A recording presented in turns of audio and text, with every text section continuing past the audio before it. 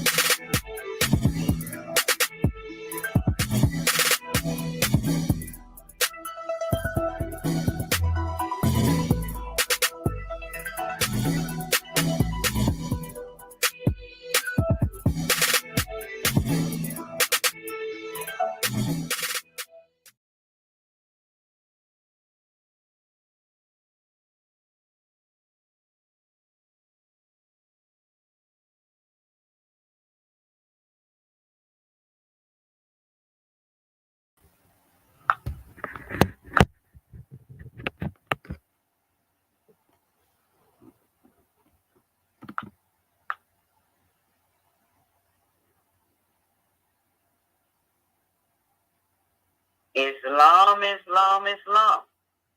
We want to welcome everyone to our Moorish Perspective class sponsored by our Moorish American government. And at this time, we want to call forth our National Sister Grand Chief to open us up according to law. Are you there, Godman? Unmuted. Islam, can you hear me, Goddess and Queen? Islam, I can hear you well. Gratitude, Islam. Islam, Islam, Islam. Islam, Moorish America.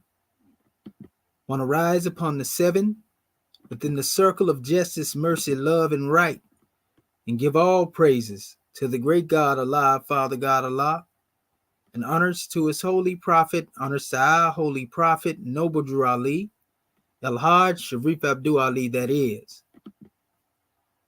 We give honors to our Moorish kin once again, here, there, and everywhere, and therefore honors to all of you who are continuously honoring yourselves by being yourselves. We give honors to our Grand National Seal. We give honors to our Grand National Emblem. We give honors to our national flag, divine constitution, and bylaws. And honors to all of you who are indeed a living manifestation and personification of everything, and I do mean everything, that our holy prophet brought to make us a nation. But let us come forth with our ancient committee and adept Moorish American prayer. And as we come forth, we ask that you open up your hearts and minds as we open up the way. Islam, Islam, Islamism. Ya Allah abnu heru makuneteru. Ya Allah abhet heru. Ya Allah ma'at heru. Ya Allah hotep heru. Ya Allah heru. Ya Allah ma'at herakuti. Ya Allah ahwajeta juti. Ya Allah per im sutek per im heru. Ya Allah bamaduti. Al-Hajjat Shapsis Rab to Ali. I mean, Halias, Halias, Halias. And that is the same Moorish kin in transliteration. O Allah, the Father of the universe. O Allah, the Father of love. O Allah, the spirit of truth. O Allah, the spirit of peace. O Allah, the spirit of freedom. O Allah, the spirit of justice. O Allah, you are my protector. O Allah, you are my guide. O Allah, you are my salvation by night and by day. O Allah, through your holy prophet. O Allah, Drew Ali. Amen. Holy Issa, Holy Issa, Holy Issa. Islam, Moorish king. And now we come forth before you, the divine constitution of Moorish America. Salvation, our God, unity. The 7 supreme constitutional acts of law. Act 1. The Grand Sheikh and the Chairman of Moorish America empowered to make law and enforce laws with the assistance of the Prophet and the Grand Body of Moorish America. The Assistant Grand Sheikh is to assist the Grand Sheikh in all affairs, if he lives according to love, truth, peace, freedom, and justice, and it is known before the citizens of Moorish America. The bylaws. Act 2. All meetings are to be open and closed promptly, according to the Circle 7 in love, truth, peace, freedom, and justice. Friday is our holy day of rest, because on a Friday the first man was formed in flesh. On a Friday the first man departed out of flesh and ascended unto his Father God Allah. For that cause, Friday is the holy day for all Muslims all over the world. Act 3. Love, truth, peace, freedom, and justice must be proclaimed and practiced by all citizens of Moorish America. No citizen is to put in danger or accuse falsely his brother or sister on any occasion at all that may harm his brother or sister, because Allah is love. Act 4. All citizens must preserve these holy and divine laws, and all citizens must obey the laws of the government, because by being a Moorish American, you're part and parcel of the government and must live the life accordingly. Act 5. No organization of Moorish America is to cause any confusion or to overthrow the laws and constitution of the said government, but to obey hereby. Act 6.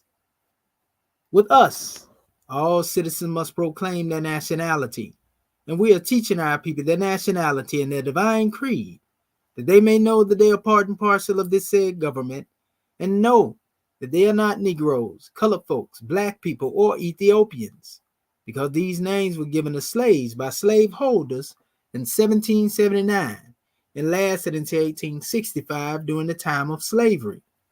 But this is a new era of time now, and all men now must proclaim their free national name to be recognized by the government in which they live in the nations of the earth. This is the reason why Allah, the great God of the universe, ordained Noble Drew Ali, the prophet, to redeem his people from their sinful ways.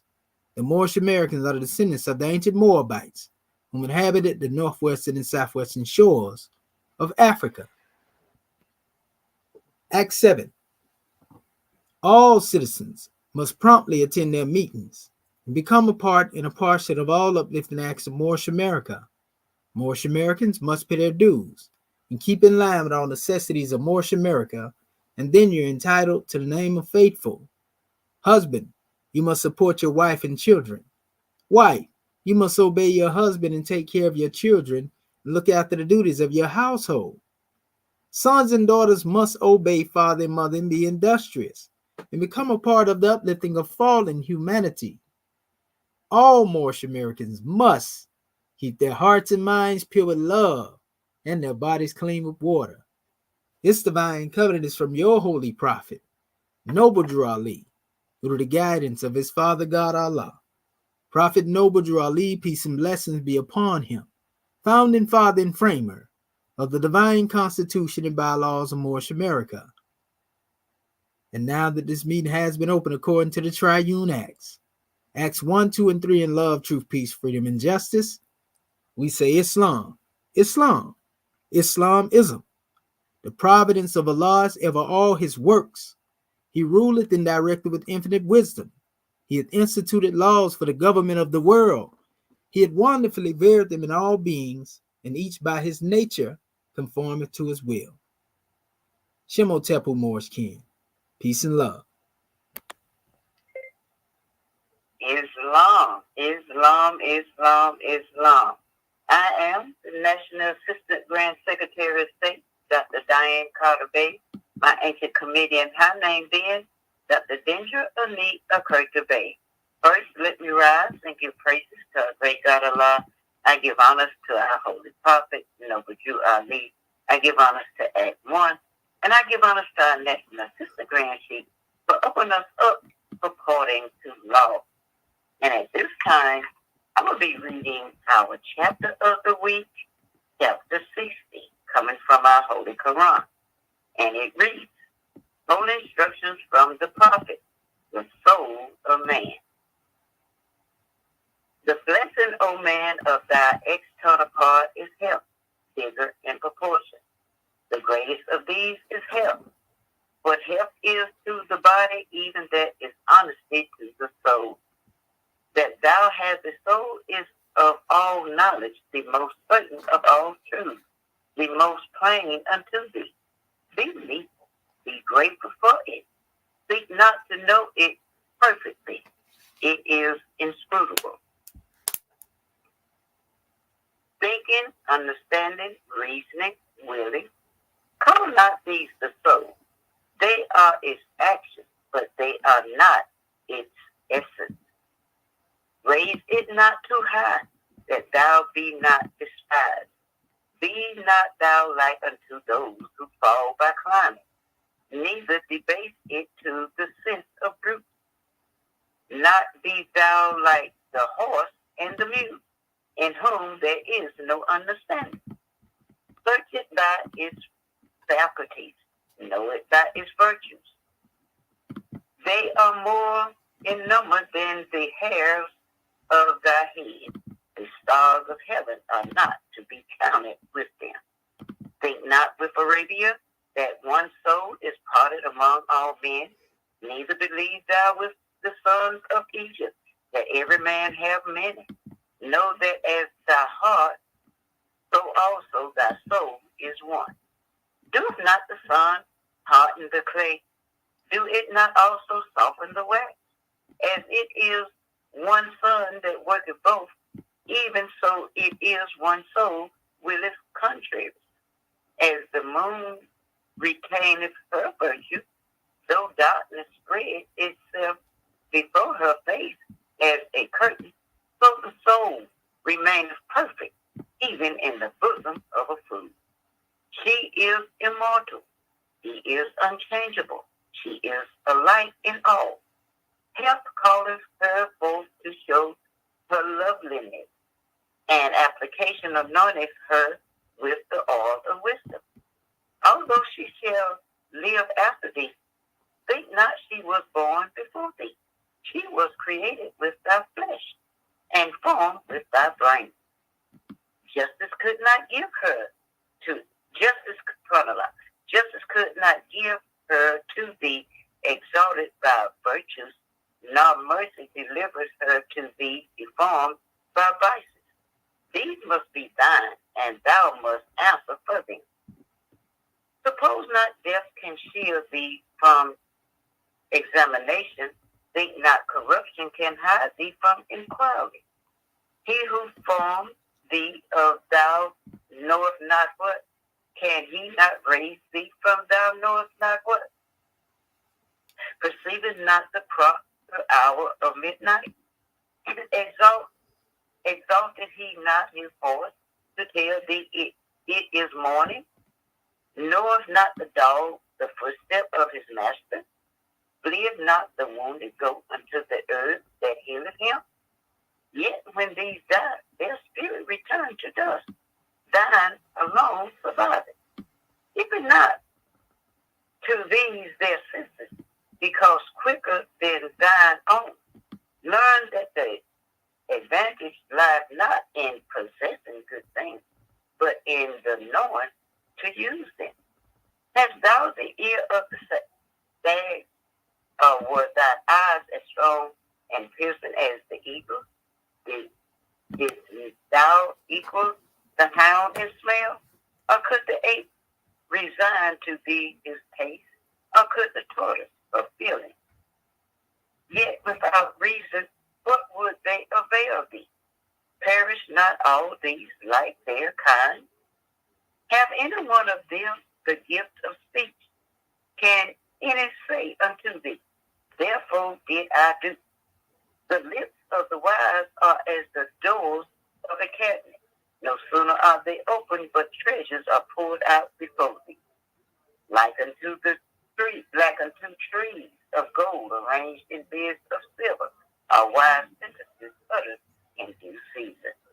Canst thou think too greatly of thy soul, or can too much be said in its praise? It is the image of him who gave it. Remember, thou its dignity forever. Forget not how great a talent is committed to thy charge. Whatsoever may do good may also do harm. Beware that thou direct its course to virtue.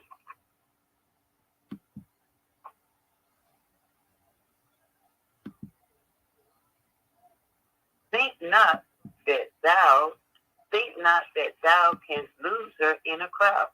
Suppose not that thou canst bury her in thy closet. Action is her delight, and she will not be repelled from it. Her motion is perpetual. Her attempts are universal. Her agility is not to be suppressed. Is it at the utmost part of the earth? Here we have it. Is it beyond the region of the stars? Yet will her eye discover it. Inquiry is her delight. As one who traverses the burning sand in search of water, so is the soul that thirsteth after knowledge. Guard her, for she is rash. Restrain her, for she is irregular. Correct her, for she is outrageous. More subtle is she than water, more flexible than wax, more yielding than air. Is there aught that can bind her? As a sword in the hand of a madman, even so is the soul to him who wanteth discretion. The end of her search is truth. Her means to discover it are reason and experience.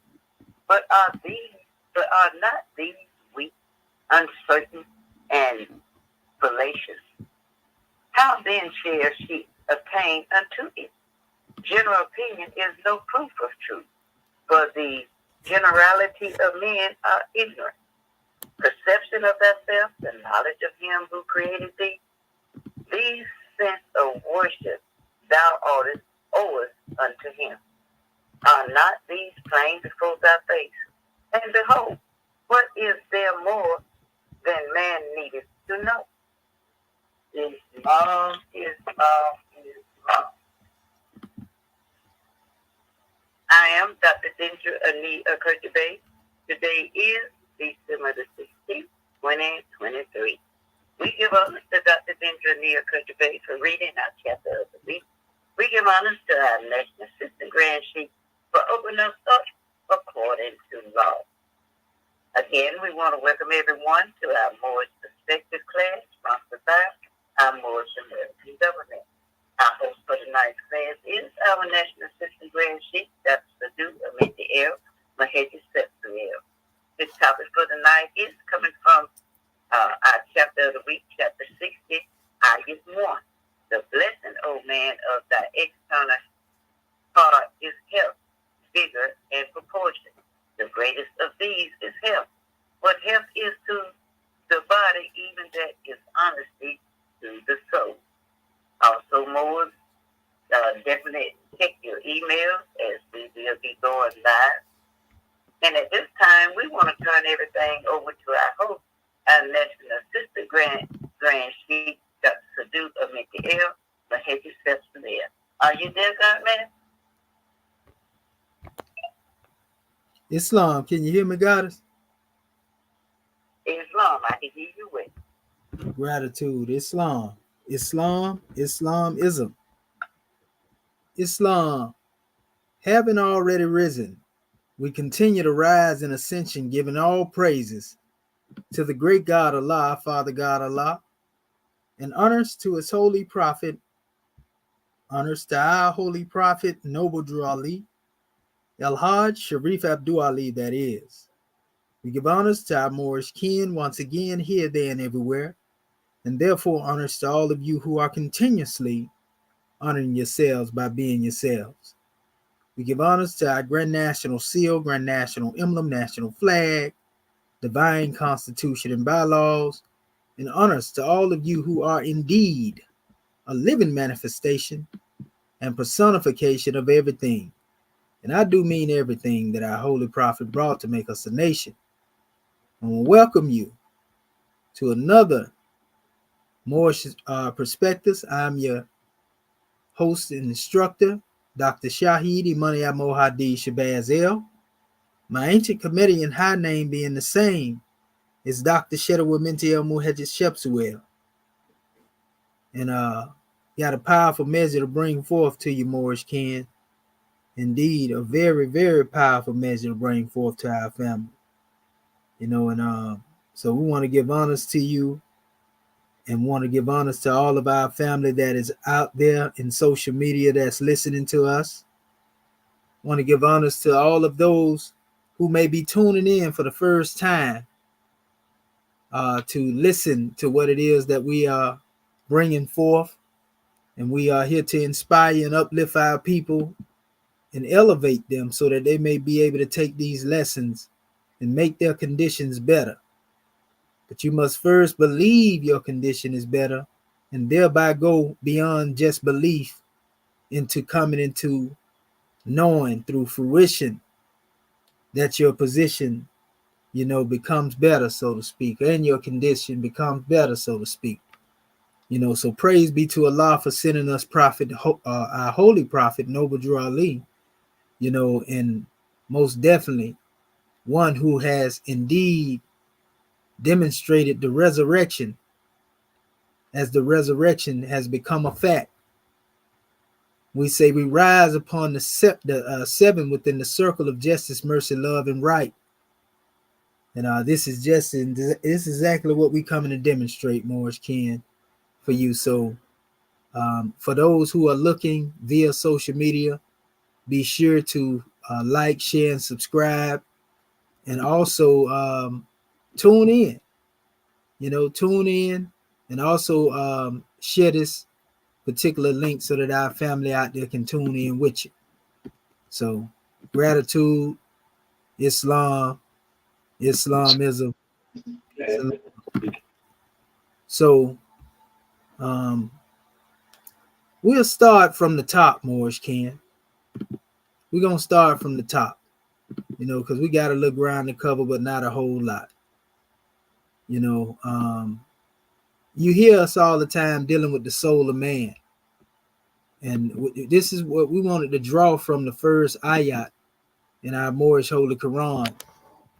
And in that first ayat again, and we already know we get beyond the gender. We say holy instruction from the prophet, the soul of man. We're really talking about a master of Allah's nature. We also talking about the Moorish American national. And this removes the gender, whereas one think of man from a masculine vibration only, whereas this actually is dealing with instructions for us as a collective.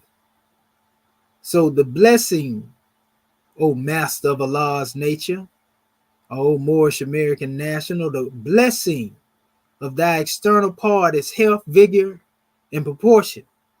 And the greatest of these is health. What health is to the body, even that is honesty to the soul. And this is a powerful measure, family. I actually had a drawing not long ago, and I was going over this particular measure, and I went into the Arabiya. Basically, I transliterated, this one ayat into the Arabiya, and we'll show it to our family. And this particular transliteration is very powerful because it leads to a deeper understanding, of exactly what's being said when it comes to the words. So we got a lot to give our people, even from that aspect right there alone, family. I'm telling you, you can't go wrong if you follow what it is that has been given. And let me see here real quick. I want to show you. I want to share my screen real quick and show you what we was able to pull out of this and what we was drawing. Okay, so we're gonna present this screen, and we'll just present the entire screen. That way everything is good. Okay, there we go. Wa alaikum salam rahmatullahi barakatuhu, family. We giving honor to our family that's greeting us out there. All right, peace and love to our family in the chat. So, yeah, here we have it. Actually, this one says, and this is what we pull, right? Al-nimatun rajulu insan la unun salima sawiyan al-akbar salima sawiyun salah wachu. And we're going to go into this. And this is basically saying the same thing in the Arabic. The blessing of, O man, of thy external part is health, vigor, and proportion. Again, the greatest of these is health. And what health is to the body, even that is honesty to the soul. You see? And so we can actually go word for word into the essence of what these things really represent. Because Nimatun deals with blessing, in the root word, to this special drawing is what we have on the manifest. And then man is referred to as insan instead of Adam, because you deal with man from a collective standpoint when you use that term insan. The goal is to build perfected man, or what we call the temple of perfected man. This is a very ancient teaching, when it comes to building up the temple of perfected man, or making man a perfected man. And we find that the word salima is also a very deep word. But I'm going to go here and we'll go into this so we can show you exactly what we're talking about. And mashallah, everything is stable over here. And we don't have to worry about Rome with their shenanigans, so to speak. Because you know how they is when they come up here and go to messing with these apparatuses. Goodness gracious. So there are many different words that were used here for the word blessing. But the particular word that we have here, is the one that actually relates exactly to the expression that we are demonstrating. So give me a second. Here it is right here. And this is where we pulled it from. Right here. So we're going to go to the top. Okay. Don't worry about it. We'll open it right back up right here. Okay, there we go. So if you notice, it says Na'ama. And it means to lead an easy life. Enjoy the comforts and conveniences of life. Be joyful. In'am, right? Beneficence. Favor to a person gifted with speech, talent, reason, etc. And Amma al-Farishihi. He was beneficent on his house. Namatun, delights, ease, comforts, riches. Na'imatun, delighted one. Right? Na'ama, and this is actually prosperous, and an'ama actually goes into has blessed his favor with grace. And amata, and you can see as the word changes slightly here and there are different meanings. So this is why you have to most definitely be able to know language, because the slight change of a letter can bring about a different meaning. So this is anamata, and it means thou hast bestowed thy blessings. And amna, we have bestowed our blessings. Ni'matun, blessing, favor, benefit, grace, kindness, beneficence. This is the particular word we draw from. You see? Ni'amun, which is blessings, ni'umun, an-ulmun, ni'amatun, right? Ni'matun, blessings, nama. So we see the root is nama, umun, ama. All of this is basically going back to the same draw. Even down here in al-nimat, bliss, much, copious, excessive, plentiful, abundance, enormous, intense, comfort, and delight. How excellent. So, this is very powerful, family. Looking at all of these different various definitions that have been given for this one word. So if we are looking at it like this, we can see that when we talk about blessings, we have abundance that come with us in blessing. And if we go back to what I was showing you in the first ayat, this is the blessing coming to you, O Moorish American National, O Master of Allah's nature. You see, the blessing of your external part is health, vigor, and proportion. And we're going to get into this health, this vigor, and this proportion and what it relates to. We just seen that, there's a form of wealth that relate to these blessings. But this is not dealing with the mere expression of wealth as we are dealing with compiling up worldly riches. It has to do with being rich in character. It has to do with being rich, in your morals. And those qualities are the attributes, that would actually allow you to emanate from your essence the presence of the creator.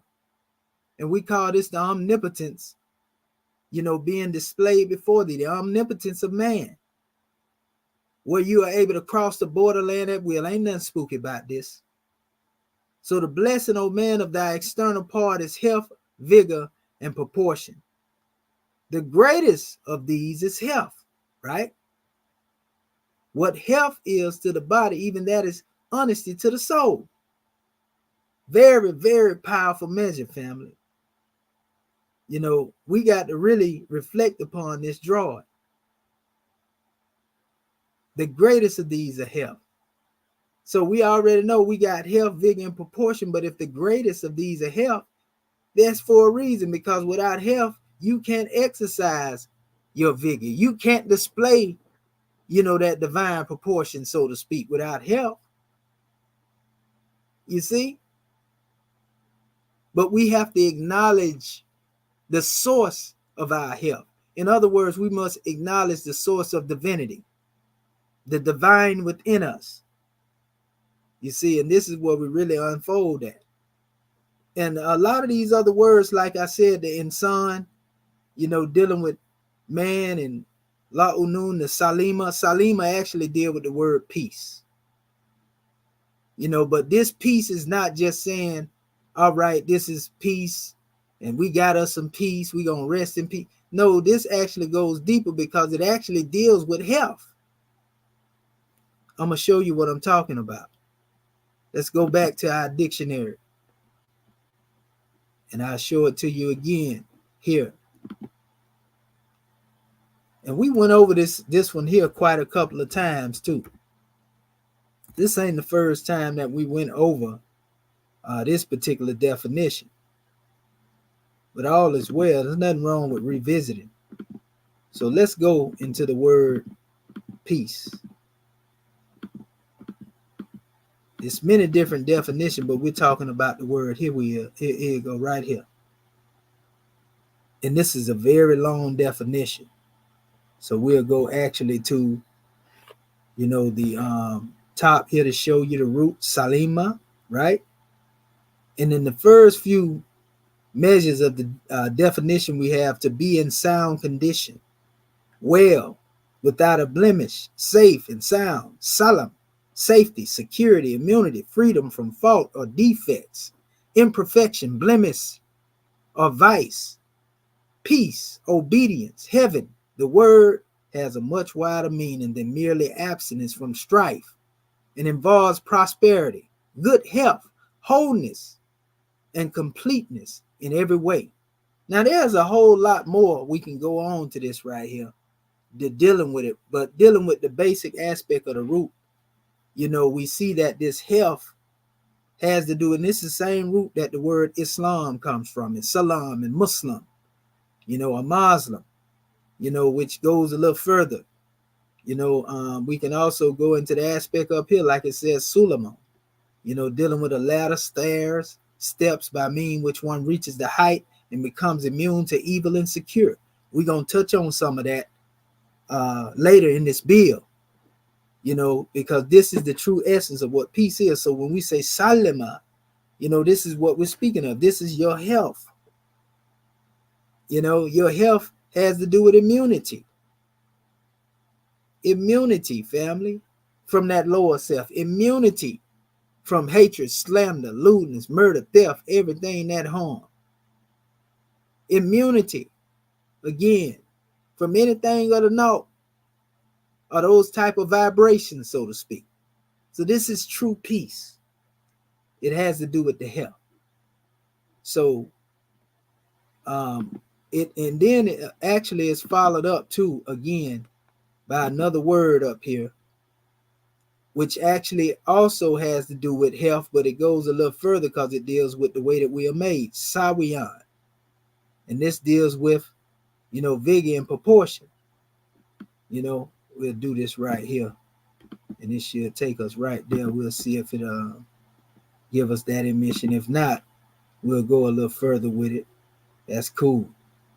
Because actually that word is attached to this particular word as well. So it's a lot of history just when you go into etymology and you do the research. You can't go wrong, family. You can't go wrong.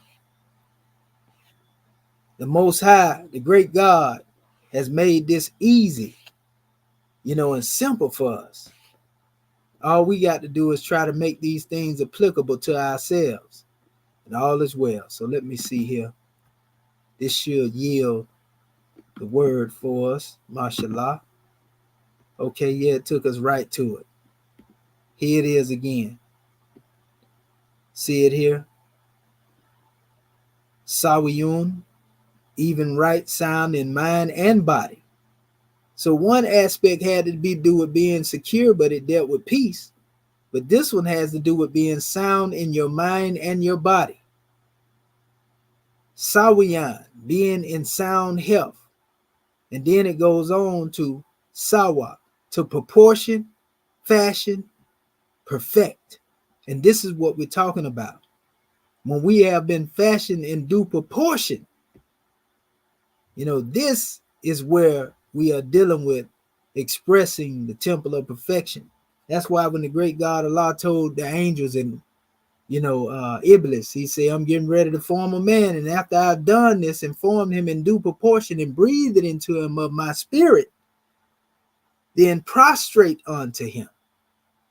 And we always tell our family, if the great God Allah told him to prostrate before the man, then this tell you the high degree that man represented. So in our due proportion, so to speak, we are a direct reflection of the great God Allah through emanation of what we call a deific tie. It even go further over here because there are a lot of different words in here. Sawiyan again, sound health, physically fit, successive, perfect, and well proportioned. So that's why, when we go back over here and we look at the transliteration, as we put it together, it makes sense. So now you understand this Salima deals with, that part which is health that deal with the security and everything, but this Sawiyan deals with the vigor and the proportion. You see, we know Al Akbar means the great. So there it is, the greatest. You hear people, Allahu Akbar, Allah is the greatest. Al is the definite article, the greatest. That's the attribute of the great God. Even the word root word that deal with salima, assalama. That goes back to the peace of the great God. So it's different from the peace of, mere man, because man's peace is based on different conditions. The great God Allah's peace is unwavering. You see, it is what it is based upon every condition. There's not a wind that can blow that would change, the great God Allah in his peace. You see? So anyway, again, you see Salima Sawiyun, we already gave that measure. And then we have Salaha Wachu. Y'all done heard me demonstrate that word waj so many times. You should already know where we going with this. We didn't use the word anfusihum in this transliteration. The word wachu was used. Anfusihum, deals with the basic expression of what we call the soul. But waju actually goes deep, and we know that word waju is connected to the Egyptian or the Kemetic word wajet, which represents the eye of Heru or the eye of Ra. They call it the wajet. The wajet. You see? So here we have it here, Soleha. Soleha or Soluha, which means to be right, good, honest, upright, sound, righteous, suit, fit. These are the basic measures here. Aslaha, to set a thing aright, reform, do good. Salihun, one who is or that which is good, sound, free from blemish, perfect, upright, righteous, fit, suiting. And it's going on. We see the main definition here is dealing with institution, and being right. The construct in which we are built divinely, sound and righteous. To set a thing right. We can set something right when we right. Ways, acts, and deed. We ain't even got to do a whole lot of talking. All we got to do is be the message that we bring, and then we will automatically cause people to view that, and they will draw inspiration and strength from it. But we know we can't get strength from weak sources. So let's go a little further with this special measure.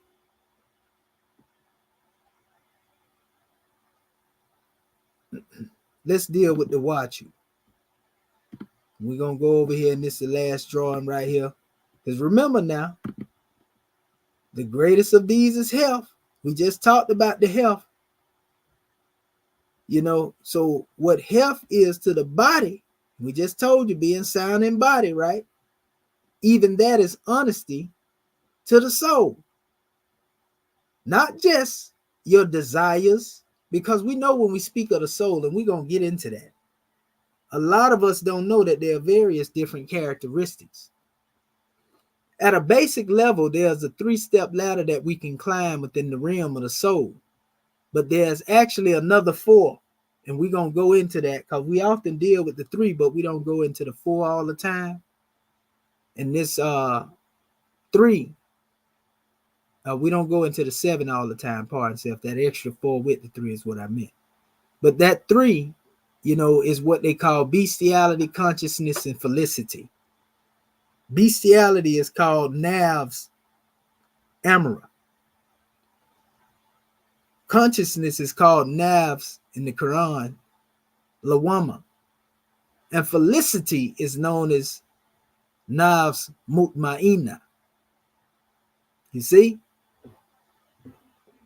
So when you understand bestiality, consciousness, and felicity, this is the basic aspect. Like I say, we're going to go into the 7, drawings when it deal with the soul as we go into the teachings of Tasawwuf, or what a lot of people like to call Sufism. We're going to touch on some of that.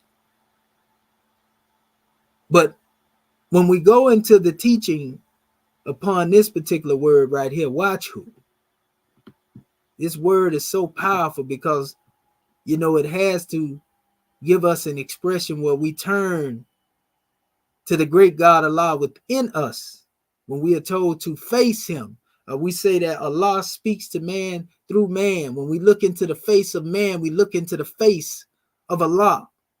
And that same demonstration of the face is a representation of one reflecting on the inner being, divinely contemplating their divinity, their potential, the potencies of their being. Islam. So let me go here. Watch you. And put this over here. We go on piece by piece and bit by bit to make sure that our family get what it is we bring you. You got to play back, so you can't go wrong. And here's the root. Wajun.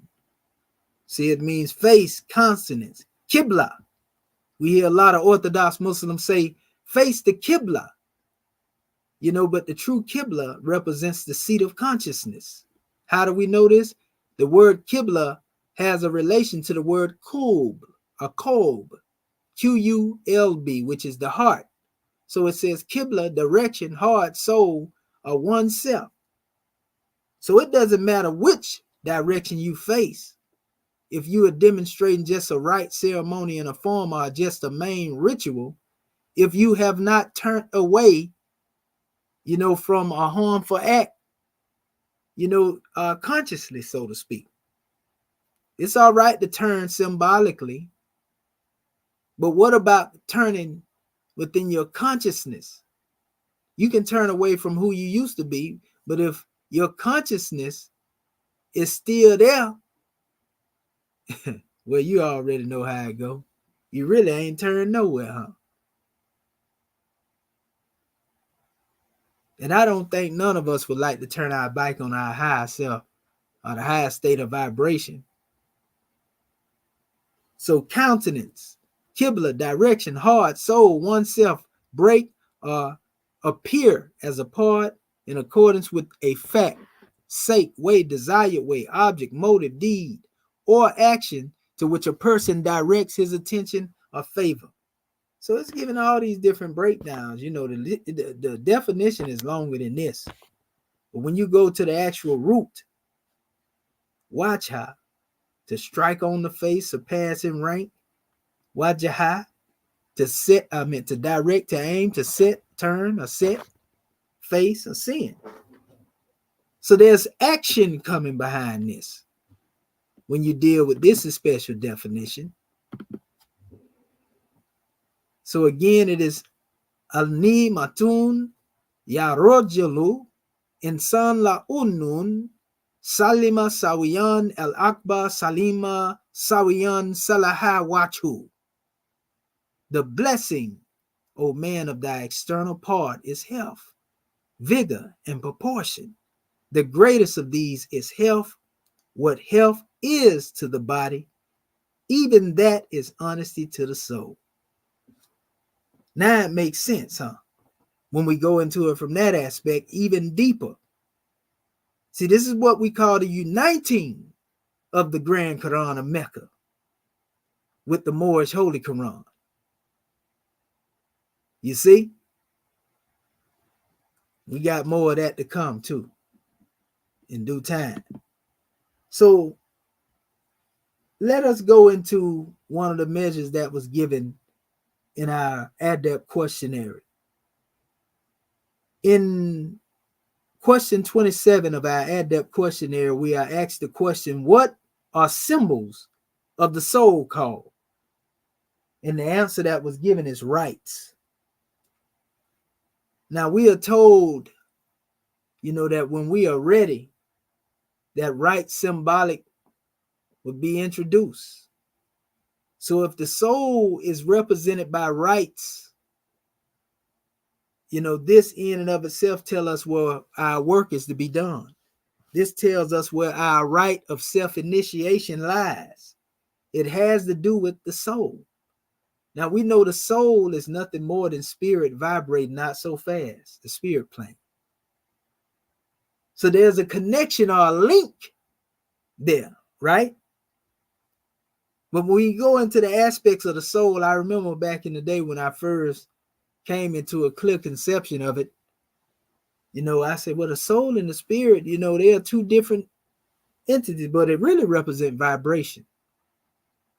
And when you talk about rapid vibration, you're dealing with what we call the immortal virtues of the soul. We're dealing with the harmony of virtues, in the mother of virtues in the harmony of life. You see? So when you see it from this special aspect, then that's a high vibration. But when you go into the low, now you're dealing with something else. You got a sluggish vibration. We know the highest vibration when it comes to dealing with frequency is God frequency, which is 963 hertz. And if we are able to take sound in from that particular level or degree, then surely we be tuned into that higher self, that God frequency at all times. See, this is the essence of the vigor and the proportion, and how fearlessly and marvelously we are made as a people. We just warming up right now, family. We want to make sure that our family get this. So the rites, the ceremony, and the form that you go through symbolically take place at the level of the plane of soul. And this is why we are told in chapter 1 that spirit man was given a soul that he might function on the plane of soul. And he was given a body of flesh that he might function upon the plane of things made manifest. We are told that the angels are able to ascend the ladder. If you go into the Grand Quran, Surah 70, ayats 1 through 7, it speaks of ascending the ladder in a period as if it were 50,000 years. So we know at this special measure here, when we say, well, if we are able to ascend like that, and this is nothing more than the twinkling of an eye or the snap of a finger to the great God, just a day in his book, and we can't even fathom 50,000 years now, even going back to the time the first flag was planted in relation to dealing with who we are. We hear about the angels ascending and descending upon the ladder, and we didn't know that this was really us. We are the angels that ascend and descend. Why do we ascend? To sit in council with the master teachers and the masterminds of all time and clime who came before us. Why do we descend? To bring the lesson back to the plane of things made manifest and elevate those who need it. Right? Oh, we're going to make it plain. So once we understand this, then we understand what Jacob's ladder was.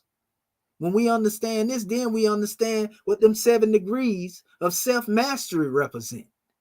Then we understand what we call the 12 steps on our ladder that deal with salvation, steps of salvation. But sincerity is the first degree if you're going to deal with ascending that 7-step ladder. Obedience is the first rung if you're going to climb the 12-step ladder. And this obedience has to do with obeying the higher self. It has nothing to do with obeying another man. Obey itself means, govern yourself. God man and God woman. That's what obey means. Obey. Govern yourself accordingly. Not because I said so, the assistant grand sheik or the chairman. No, you govern yourself because you know that is right to do. Remember we was talking about what was right and what's good? Salima Sawiyan. Al-Akbar. Right? So let's go a little further into this special demonstration, because we got a little bit more to bring you. But we got to make it plain, family. So let's visit, this special slide I have here. And these are the other expressions of the soul. You heard me talk about Nafs Amra, and then Lawama, and then you have Mutmaina, which goes above Mulhamma, but Mulhamma actually comes in between that. It's the intermediary. And then if you go on up, you got Nafs al-Radiya, and you have Nafs al-Mardiya, and Nafs al-Kamila, which has to do with beauty. That's what this deals with, beauty, right? So again, in detail, these 7 steps, what do they represent? Well, Nafs Amra, bestiality, that lower self. This is one going up now. Evil commanding self, the ego. We have to learn how to deal with that aspect of the soul before we can ascend, just like we ascend in our adept degrees. Just like, our brother Muhammad ascended the 7 heavens. And once we're able to get beyond the ego, then we can move to the realm of Lawama, which is the self-reproaching spirit. And this is the spirit, well, when you do something wrong, you begin to say to yourself, man, why did I do that? You feel some type of way because you know better. But if you get into a level to where you are not able to have that self-reproaching spirit, sending you and telling you, man, you wrong for that, then it's a good possibility that you down there dealing with that evil commanding self. You have made that your Amir or your leader, your prince, your guide, your chief, your own ego. So when you're able to go up beyond that self-reproaching self, you get into what we call again Muhimma or Muhammad. This is the inspired self. Now you have become inspired. And inspiration calls us to move. Inspiration calls us to be inspired to move towards success if we are truly inspired. If your inspiration leads you into detriment, then you cannot say that you have truly been inspired. You might have been inspired with a thought, but trust me, it wasn't a thought that led to success. The next one again is mutmaina. This is the self at peace with itself. And it said that the great God Allah would call out to one and say, come unto me, soul, be at rest in peace. This is mutmaina. This is where you actually enter the garden of peace, as they would call it in ancient Kemet, the fields of peace. Seket Allah, Seket Arum, Aket. They call it the Akirat as well in the Arabic. But it says Nafsi, Radzia, right? The self which is pleased with its Lord. You ain't ungrateful. That means everything that you have, you embrace it because you know you were meant to have it. You revel your cherisher and your sustainer, your benefactor. You understand where your benefits derive from, right? Nafsi Marhiya, the self with which his Lord is pleased. So there's one where you are pleased with your Lord, but then at another level, your Lord is pleased with you. Then last but not least, Nafsi Kamila deals with the perfect self. That's the 7th degree or the 7th heaven of these soul attributes. Now, we was talking a few minutes ago about frequency and so forth and so on. And anytime you're dealing with frequency, by default, you're dealing with vibration. And if you're dealing with them two, then by default, you must be dealing with some sound as well. So there's something to be pointed out here. If you look at this particular diagram, this is called what you call the torus sphere, or the torus field, or the toroidal field. And you can notice and see that this represents the silhouette of the body, which is symbolic to the soul. And notice that there's an energy grid around this particular one. And there's a particular shape in here that we should catch on. But we're going to get into it in a minute. And this is being emanated from the center of the expression of this being, that we call spirit or soul itself. Spirit clothed with soul made in the form of Allah. So this is powerful. Let's go deeper. It's said in the Grand Quran that from one came two. But notice there's a grid in the field around both of these. You see? And if you look here, you can notice that there are actually 9 points on each one of these. We normally get the 7, but you see the 9 as we come down here. But that's degree of Ish and Isha. This is the expression of the same, but we would call this Adam Kadman, the original God man of the universe, mentioned in Islam, mentioned in, the teachings of mystic Judaism, Sufism, all of that. They all acknowledge this as special one. Out of one came many, right? So when we look at these two that we showed you, they were present, though one existed in the oneness. This is just a dual expression, the yin and the yang, so to speak. The balance. That's why if you go into the book of Genesis, there are 3 key points, and we're going to touch on the book of Genesis in a minute as well. Now you can imagine this, since we speaking of that, when they talk about the Spirit of God moving upon the face of the waters or the face of the deep. Imagine, that is special drawing when you deal with the creation story. And it all makes sense. And it said that when he moved, and that movement again represents vibration upon the face of the deep, the Spirit of God moved upon the face of the waters. And a lot of this is spherical or halaxial, because this is the way the grid of the universe works. It moves in a circular or cyclic pattern all the way down to your DNA. This is how vibration is expressed.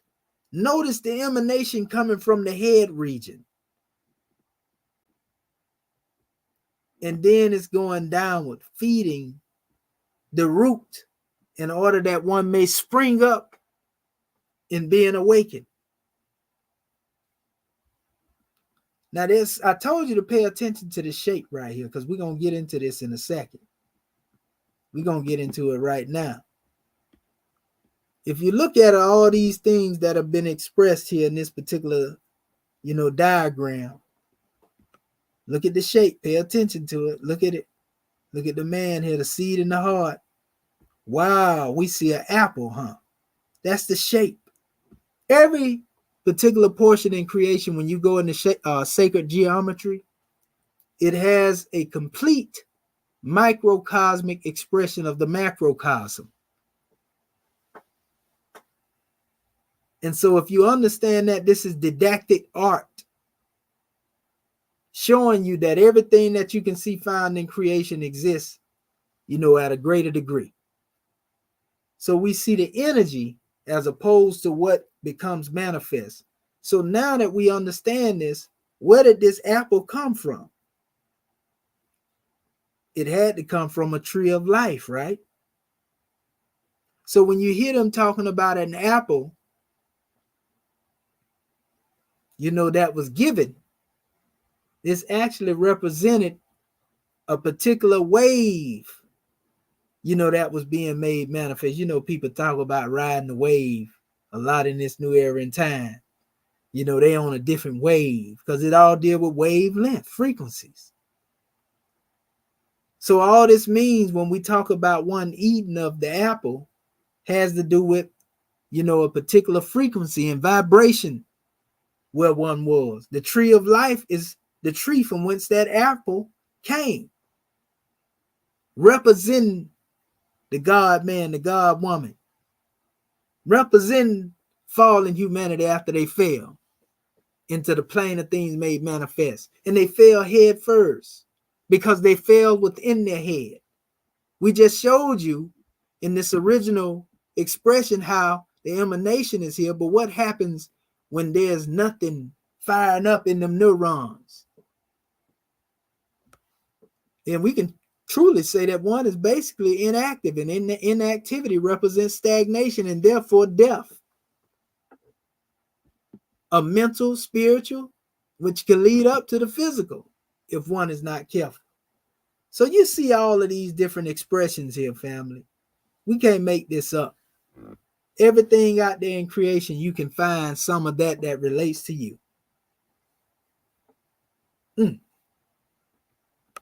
Ooh-wee. So what happened after the fall? We got a chart here that goes into some good explanation in relation to dealing with the soul and the fall of man. It says, and this should be, eclipse represents the soul, which can consist of both good and evil traits. This represents the houses which the evil traits inhabit, and that house will represent you, and is firmly rooted to the ground. It is surrounded by its troops to protect it from any foreigners. So those thoughts that you have, if an angel is a thought of Allah made manifested in the flesh, then you should have thoughts of aught to thwart the thoughts of naught. In other words, you ain't letting nothing negative come up in your particular vicinity, in your garden, because you know who made you. You know how strong you are. Wow. Yeah, and it goes on from 1 all the way up to 8. But listen to what it says in these areas. Let's go point by point. Point 1, the soul darkened due to being engrossed in evil desires and has been overtaken by evil traits. Is very weak due to the lack of good practices such as prayers, zikr, that's purification, etc., and living in a sinful lifestyle. This is where all your pain and your suffering come from. Because your life has become engrossed in evil desires. You have become submerged and we can say immersed as well, like, man. So it says again in the second point, the soul at the beginning, when a person tries to become pious. See, this is one working their way up that ladder of self-mastery. Then in the third point, it says steadfast on the Sharia and practices that are prescribed by the Sheikh. In other words, you got to follow the teaching to the letter of the law as they have been brought back to you. You don't need to change anything. All we do is add on to the bill. It talked up here about troops of good traits are present in small numbers at the beginning when a person tries to become pious and do good deeds. Powerful. Powerful. So it goes on. Let's see what 4 said. The evil troops retreat and are unable to defend the houses of evil traits whom have been driven out their houses and crushed. Slowly, the good traits start to recapture the land of the soul as the area of goodness increases. They start to build either houses, thus take over the houses of evil traits. This is nothing more than a possession that we're hearing about here. Good traits start to develop and establish themselves. They give a little visual of that. Then they say last of the evil traits remaining as good traits dominates. Powerful. It says the purified soul illuminates. The purified soul illuminates. What are you illuminating if it's not darkness? It says complete repossession of the land and of the soul by the good traits from the evil traits. The soul starts to illuminate from with the light of Allah subhanahu wa ta'ala. So, good troops surrounding the surface of the soul to fight off any evil that leaks through the protective shield. And notice they have this as if it were a cell in the body. So if you have pure thoughts or divine thoughts that are manifest, then this is where your breath of life derived from. And we call this when it deals with the body, i.e., cellular respiration. Well, you don't need the physical air because the true breathing of the breath happen to be with at the lower expression of protoplasm, so to speak, within us. It's in the nature of our people and us to be God. We're going to just let the cat out the bag. So it also says protective shield to protect it from all in the evil. And this has been developed initially in purification of mind. See, that's what we're talking about. That's that type of peace we were speaking on earlier. It says evil leaking through, but is repelled back by good troops. The good troops. Your good troops represent your godly thoughts, family. Those are the good troops that stand in defense of you. Same angel, that stood or stands within the garden to make sure that one can't transgress. This is all a part of the resolution and the mechanism that has been placed within us. Islam. So let's go a little further with this drawing, since we're there. So when we understand the torrid field, and you do research and we deal with vibration, now we see, how to come here and work. See, it says the central vortex of the torus, a whirling or spiraling double cone, which also resembles the figure of 8, symbol of eternity. So that's powerful in and of itself. That 8 we know deals with infinity. And if you look here closely, you got 2 8s and you have a point, per chakra, so to speak. This is the expression of a pyramid posture, whether we know it or not. And notice the staff, the caduceus, which is also used for medicinal purposes over here in the West. The caduceus mirrors the kundalini left.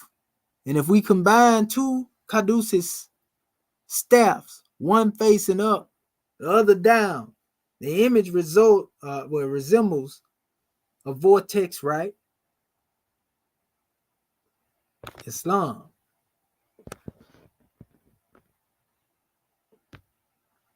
Oh yeah, they did show that too.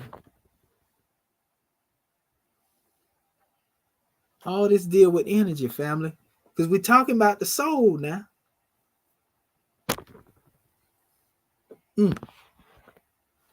There we go. I want to give honors to our family demonstrating the Tassa Wolf. You often hear us say the 2 that held and the rest failed. That's 5 right here, right? But the 2 that held up here, Sultan Al-Vika, the Sultan of Remembrance, right above your neck. That's your library. Knobs. This is what a soul, is beginning to express itself, so to speak.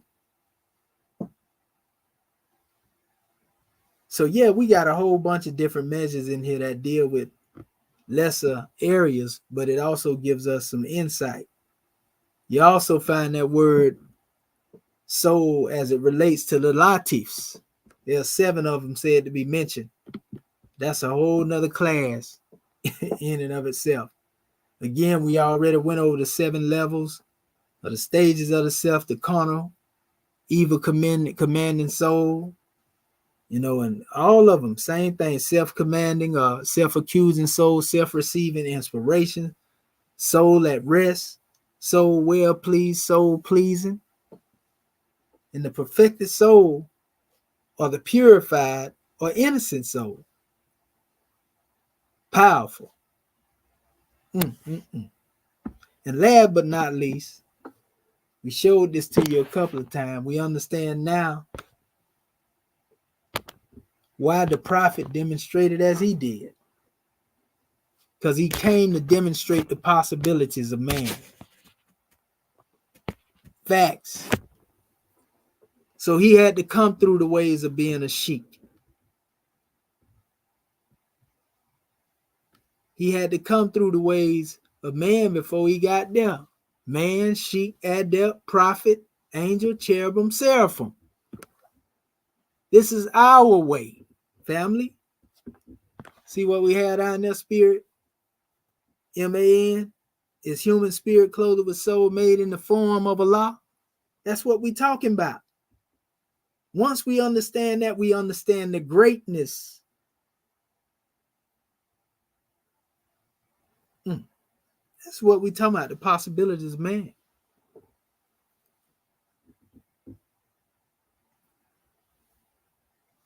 I got something I'm going to read here. And then we're going to get ready to open up the floor in a second. And this is actually coming from the Book of Symbols, because we talked about the tree of life. And a lot of our people don't know that this tree of life is also known as the axis mundi to a lot of spiritualists and scientists.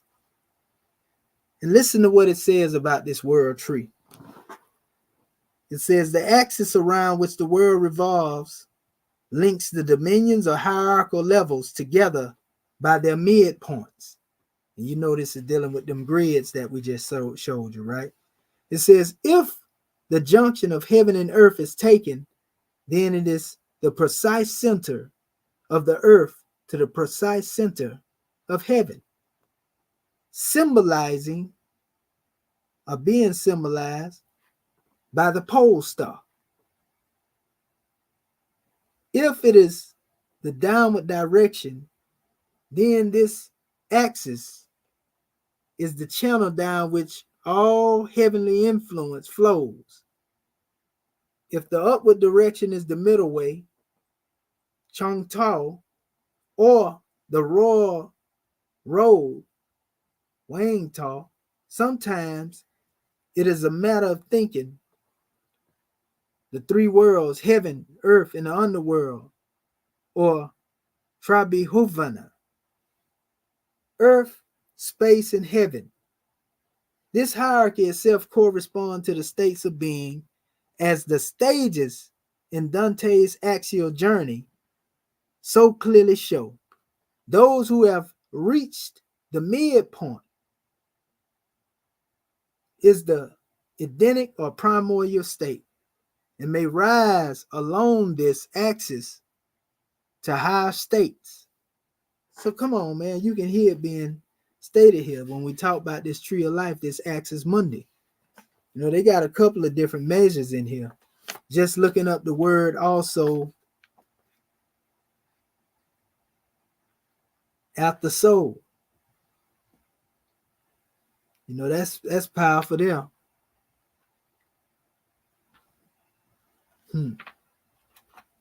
So last but not least, let's see. Okay, this is the last one dealing with tree. And again, it tells us, it says, because its roots delved into the soil and its branches stretch up to the skies, the trees is universally regarded as a symbol of the relationships established between heaven and earth. In this sense, trees possess the character of centuries. To the degree, that the world tree is synonymous with the world axis. Man, this is powerful.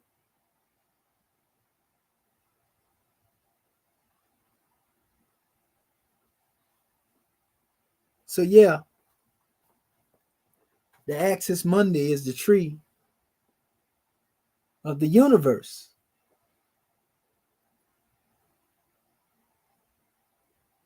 If there's any fruit that is fallen from the tree, you know, then it must be examined before you take that particular demonstration within. You might bring some harm for yourself or towards yourself. I'm going to let y'all hear this one clip right here, and then I'm going to go ahead and open up the floor. Since we always like to talk about scientists and we like to quote the scientists. So let me come right here. Where is it? I just had it up there a few minutes ago. Oh, there it go right there. I got it right here in front of me.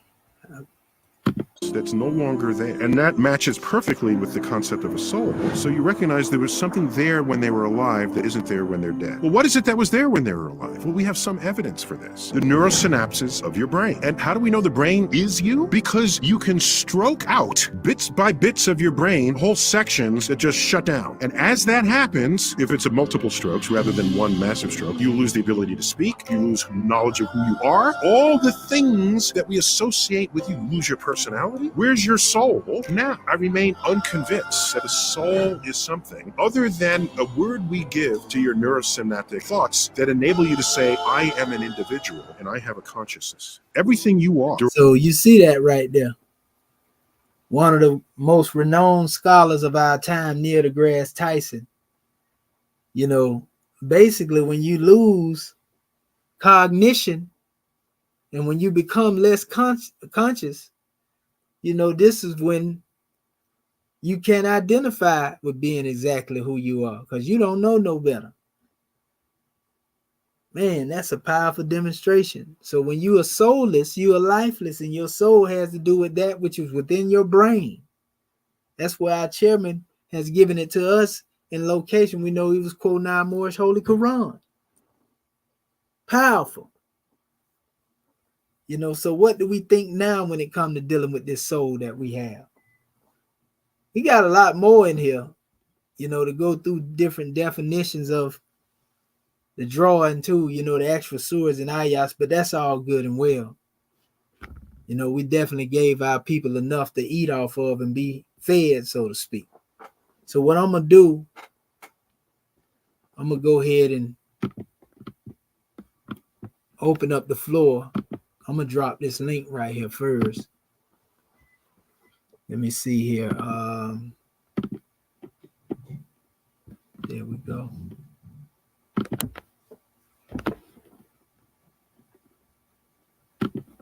All right. So we got the link in there now. So what we're going to do is we're going to call on our Moorish kin.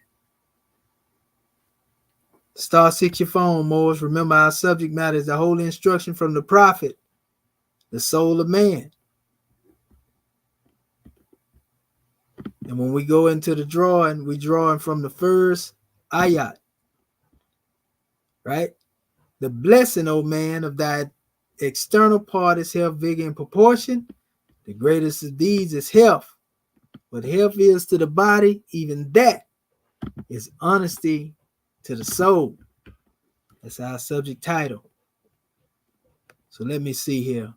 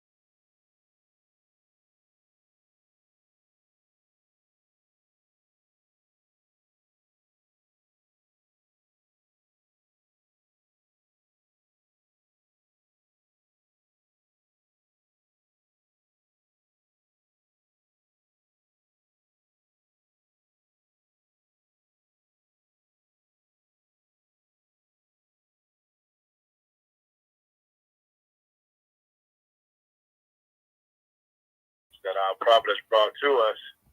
You know, our prophet brought us everything that it takes to save us as a nation.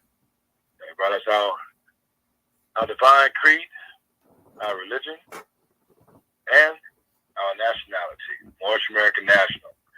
You know, so, exercising the breath of, proclaiming our nationality, coming from, the Negro, black, and colored, but proclaiming our nationality has brought forth, a proper label, and also it has also blessed us to be able to breathe the breath of the great God Allah, to be the truth, be the message that we bring, to follow the footsteps of our prophet, Noble Joe Ali, the very first bud to show the flower of love, truth, peace, freedom, and justice. So this has brought forth, a grand proportion, when we look at the plane of things made manifest, the Moorish American National, because that's coming from, you have the nationality. Because Negro, black, and colored, it's not a nationality. These are misnomers and slave labels. So therefore, we are here in the Moorish American government, Moorish American Nationals, knowing that the very essence of who we are is, spirit and truth, and that runs throughout our entire essence. So, praise be to Allah for sending us the Holy Prophet to remind us, of who we were and who we are and what we're not. So Islam, great man, we just give honors to what it is to be the truth, the Moorish American National in this new era of time, and we give honors to the class. Islam, long live Moorish America.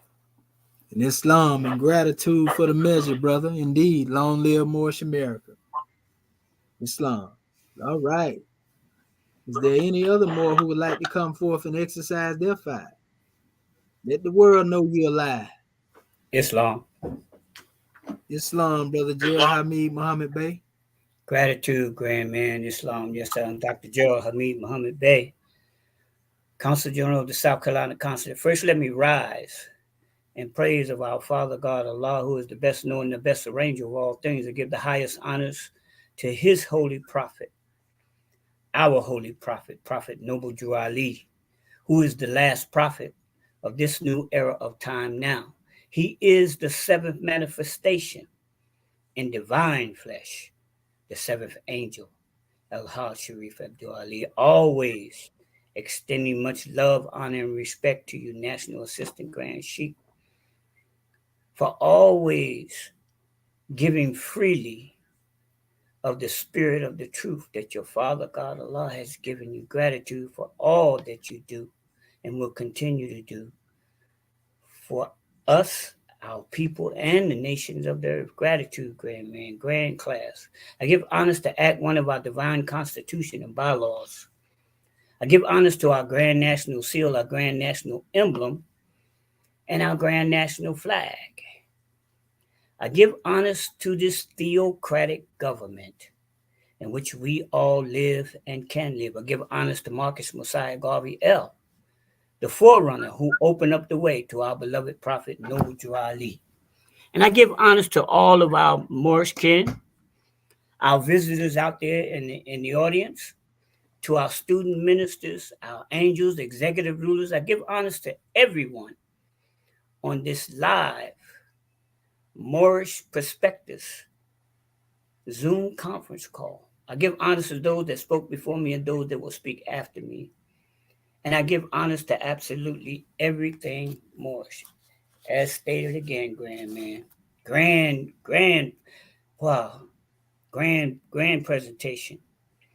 And the subject matter, the blessing, O man, of thy external part is health, vigor, and proportion. The greatest of these is health.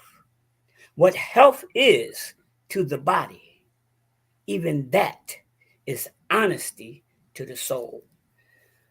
Oh, man. When I think about this, and especially in reference to everything that you presented, going into the inner sanctuary, as some people would say, the holy of holies, going to the very center and essence of the self. For me, one of the key words in the ayat or verse itself is that word health. Within this verse, we're being told, it's being revealed that health of the soul is honesty. Now, when I think of honesty, I realize that there is no honesty without truth. Wow. And when you think of that, that means that in order for me to have a good, healthy soul, in order for me to be a healthy being, even in the temple of this body, of this flesh, the carnality, the plane of things made manifest, I have to, I have to be healthy based upon the truth, the diet, the food, the nutrition from that particular aspect that I'm partaking in. And with that, everything that you talked about, there's a terminology also in reference to what you said. It's called Qalbi Salim, the heart that is at peace. In the Moorish perspective, we say this is when one is still.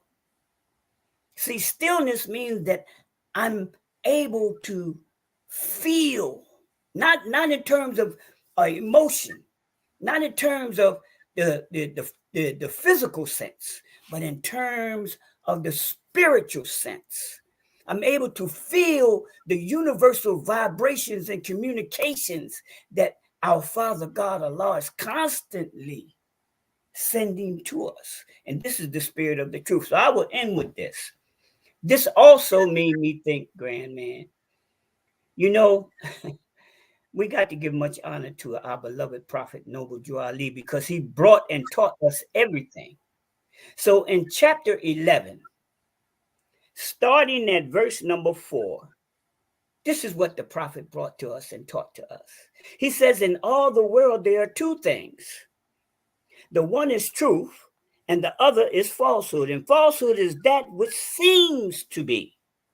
Now, truth is aught and has no cause, and yet it is the cause of everything. Falsehood is naught, yet it is the manifest of right. Whatever has been made will be unmade.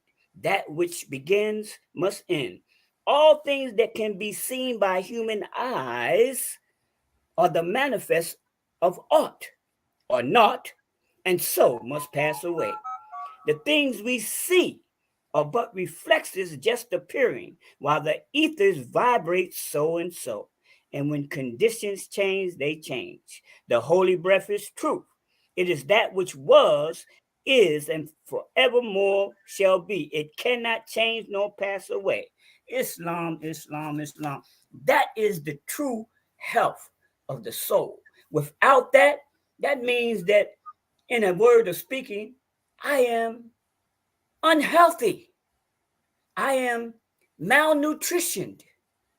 And not only that, that means that I'm living in a state of vibratory existence that is not in accordance with my creator and the way that he made me.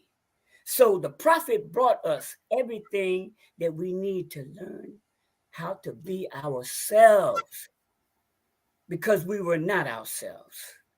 We've been living in a state other than the self, which the prophet diagnosed as Professor Drew, mental slavery. Gratitude, grand man. I just wanted to share that. It's a grand magnanimous class. Islam. Peace and love.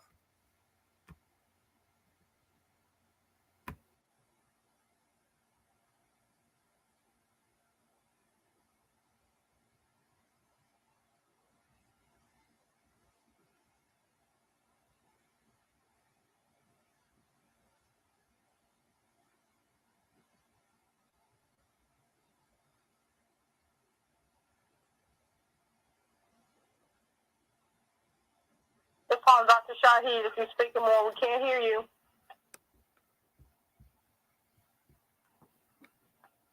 Oh, man. Okay, there we go. All right. Gratitude, family, for that measure. We got some little blackages going over here. It's raining out there real bad. So if we chop through a little bit, all is well. But Islam, family, gratitude. All right. Next more, I heard a brother trying to get in on the conference call when the brother Muhammad Bey first came in. Who was that brother?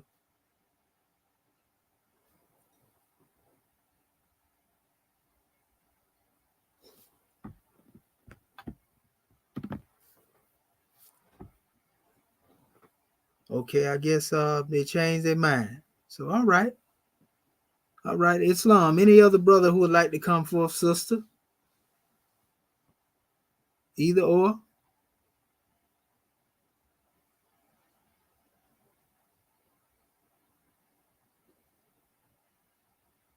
Can anybody hear me? I don't know. My apparatus be acting a little funny. We can hear you more. Okay, I just wanted to make sure. Islam? Islam, brother. Islam? Go ahead, brother. Islam, Dr. Larry Daniels, based South Carolina Consul Agent. First, I rise and give praise and glory to Allah, the most merciful. And I give high honors to his holy and divine prophet, El Hajj Sharif Abdul Ali, the last prophet in these days and time. And I give honors to Act 1 of our divine constitution. And I honor you, brother, and all those before me, and all those more that come after me. Islam, peace and blessings. Well, brother, you know, when you were speaking that honesty, I was, up here said, oh man, this is so beautiful. Honesty is, honesty is like, how is it, it's food for the soul, health for the soul, health for the soul. I'm sorry. Honesty is health for the soul. And when, the prophet taught us that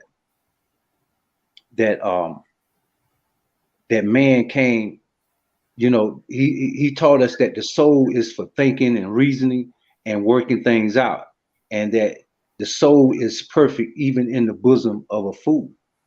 So we understand that long as we on these calls, getting this knowledge and studying what the prophet has given us to study, we're doing just what the soul is need.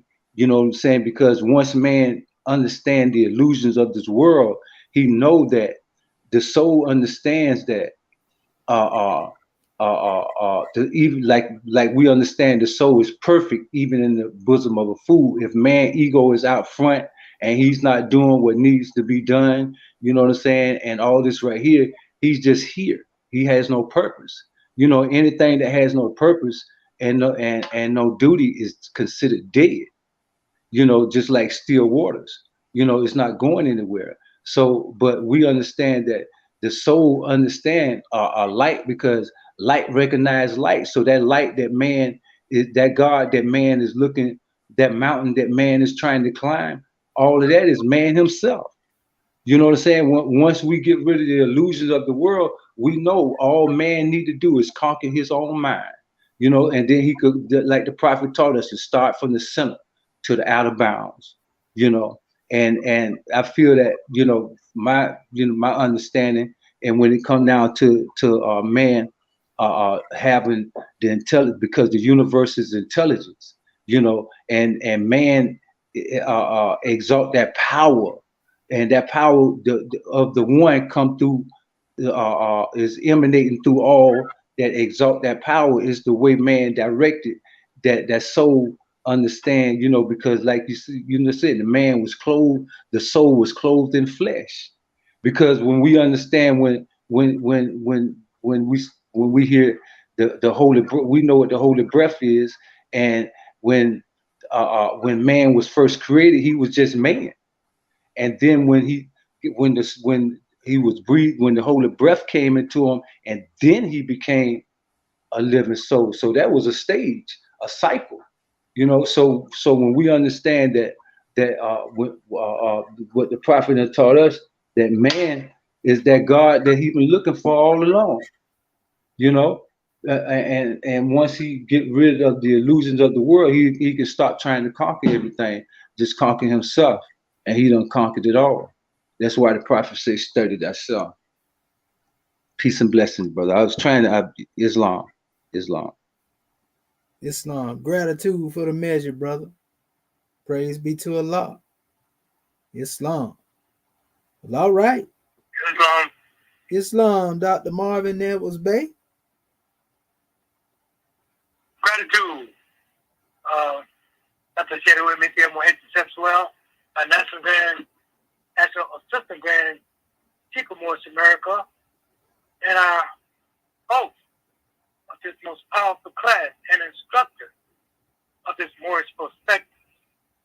And I'm Dr. Marvin Edwards Bay, Consul General of Texas Consulate, rising, giving all praise to the great God Allah, giving highest honor to his prophet, our prophet, Noble Drew Ali El, Chief Sharif Abdul Ali.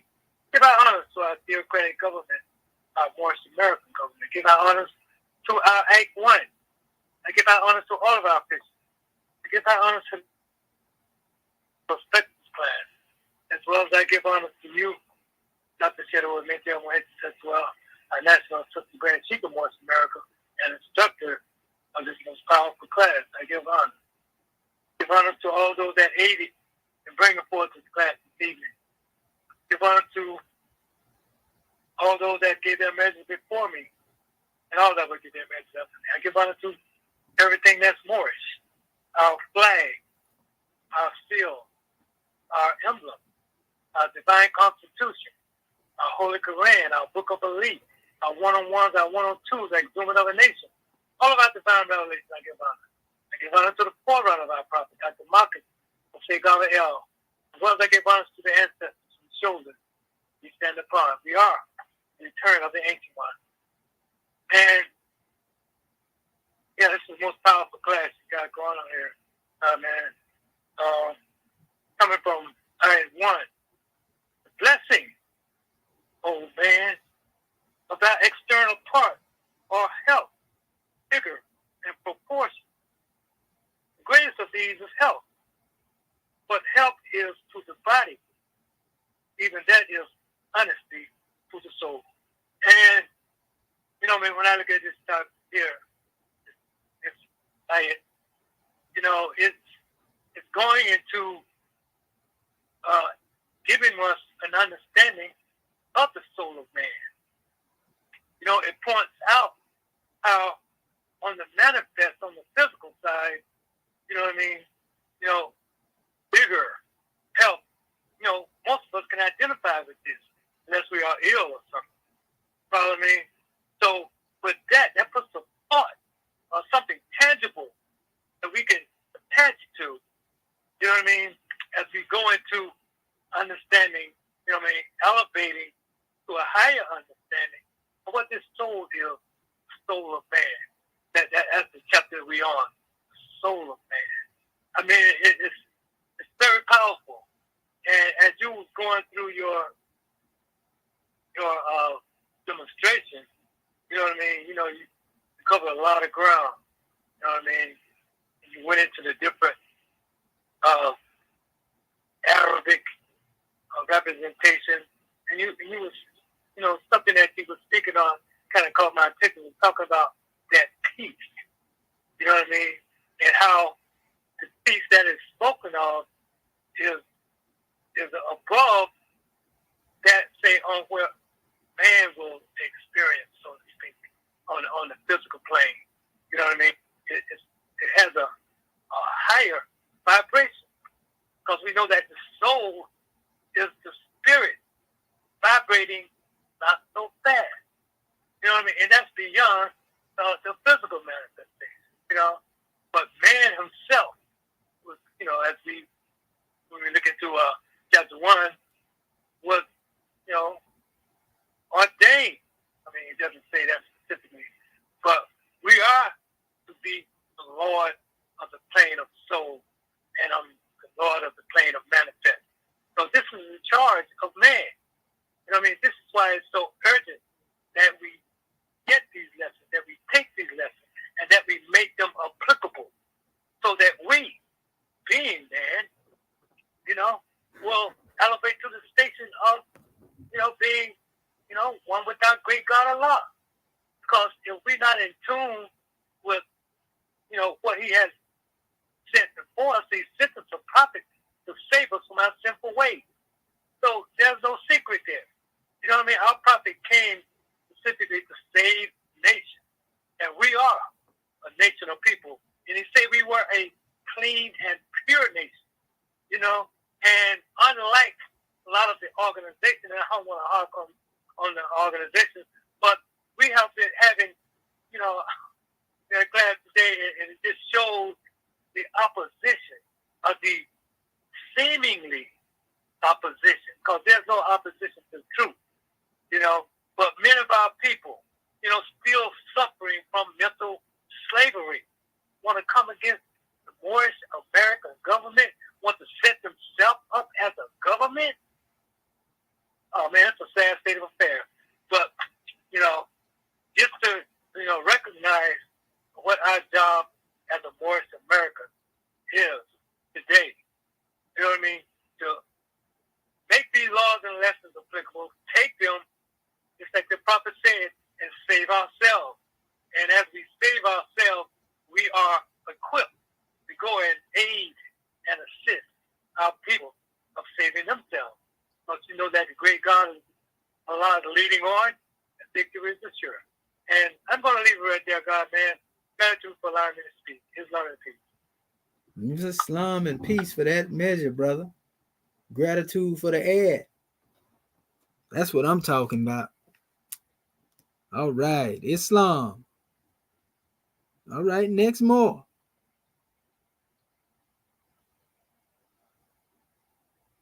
We still got a few minutes before we close this demonstration out now.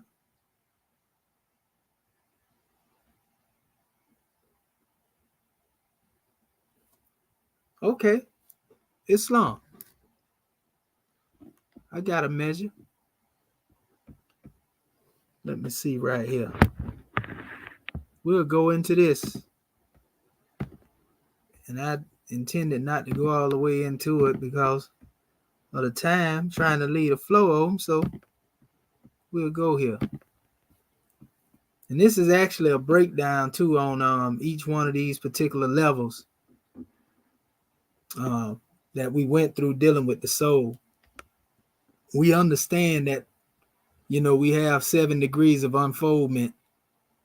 And this includes how, you know, man himself come through realization of consciousness. When you are awakened, or you become awakened or enlightened, you know, this is simply the measure of let there be light. You know, when you say that, you know, you are able to bring everything and anything it is that you will into the manifest. You see, this is where you separate the light from the darkness within your consciousness. You see, and then you are able to make the resurrection a fact, so to speak, again. If you notice here in this particular column of information here, it's called the Sufi Tavern.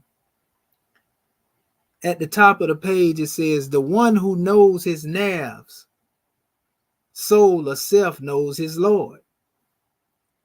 Now, we've did various different videos in the recent passing of days.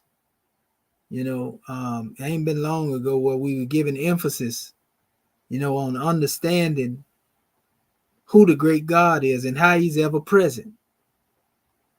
Remember, he speaks to man through man. We know why we were given that soul to function upon the plane of soul. We say spirit clothed with soul made in the form of Allah. We should have knowledge of knowing that when you know your soul well, this is why the prophet told us, study self. And when you get done, he said, go back and study self again. Because when you study self, then you are able to honor the very entry of our Moorish Holy Quran when the prophet said, know thyself and thy Father God Allah. Same teaching. All the masterminds taught that. Now, I want to go up here because I don't even have to go into the commentary up there. I go right here on the portion here when we was dealing with these measures. You know, and just to give more clarity on the navs and the different levels we were going through, they actually have the Quranic verse that correspond with each degree of unfoldment.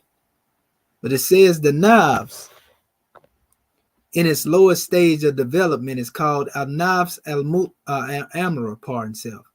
This nafs, which is the case, might be translated by ego. And we talked about that earlier. This is what incites you toward evil. A lot of people like to blame the Most High.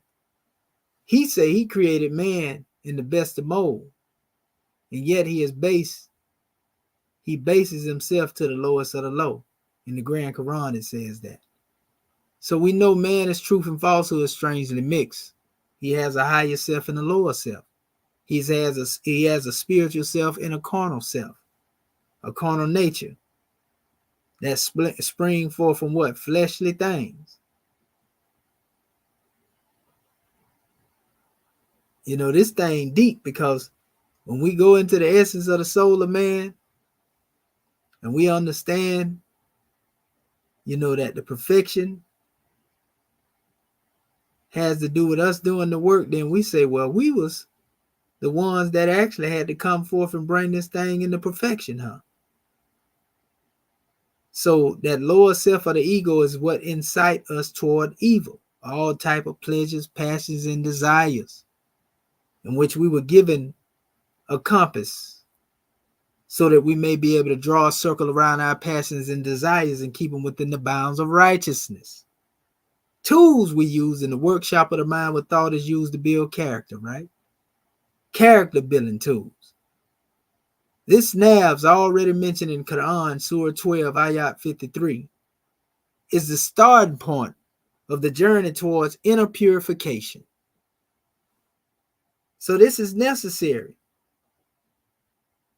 It says characteristics of an-nafs al-amara are amongst others greed, frivolity, pride, the wish to be famous, jealousy, and the lack of any higher consciousness.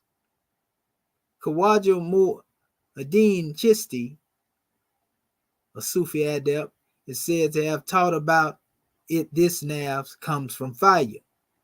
And that makes sense because we know that we tried by the elements even when we go through our adept degrees.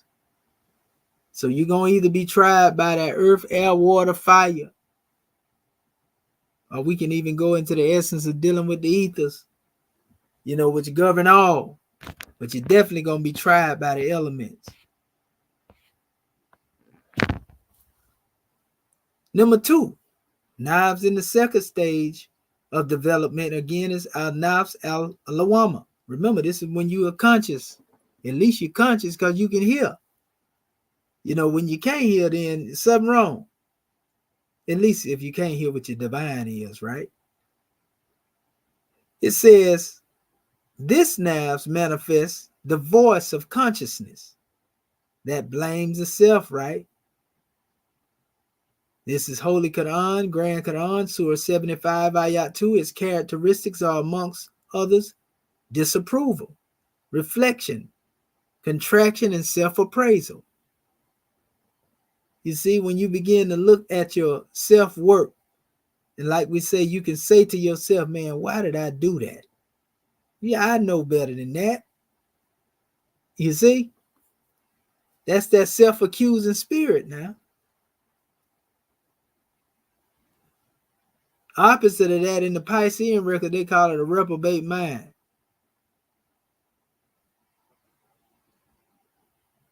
So that silent voice that speak within have to tell you, you know better than that. But anyway, the third, again, is dealing with the nafs in its third stage of development, and it's called al-nafs al-muhammad, the inspired soul of self.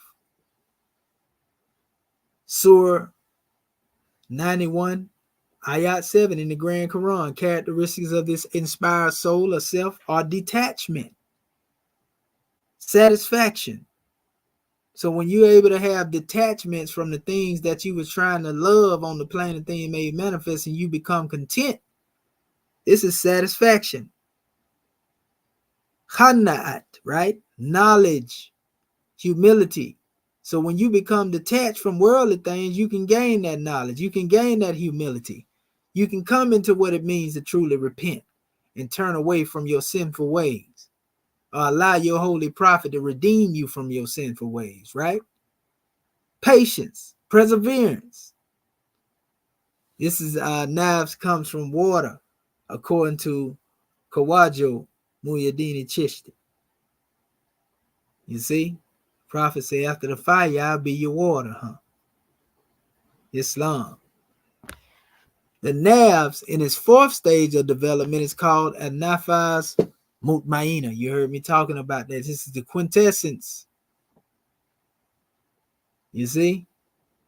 And this is the quiescent soul of the self. This is the true you, the essence of your being. Surah 89, ayat 27, or shall I say the degree. It says, its characteristics are amongst others generosity, trust in God, wisdom, devotion, gratitude, and contentment.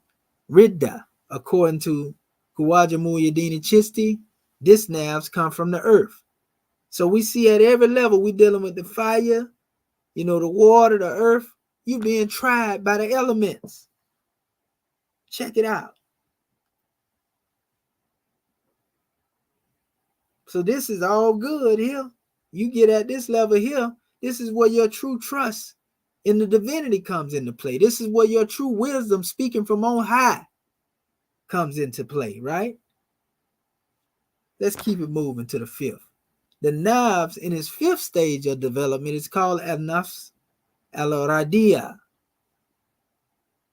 the contented soul or self. See, it's getting into actually contented.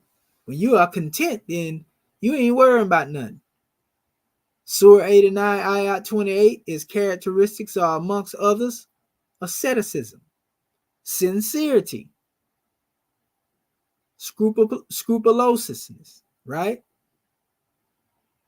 Then we have the letting go of everything which is not of your concern and loyalty. Do you know that when we do this, this is the real power or the real law of attraction?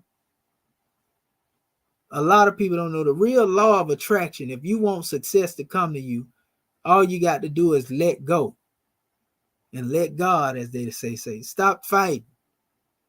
Stop trying to figure out your own way and just let nature take its course and watch how successful you become.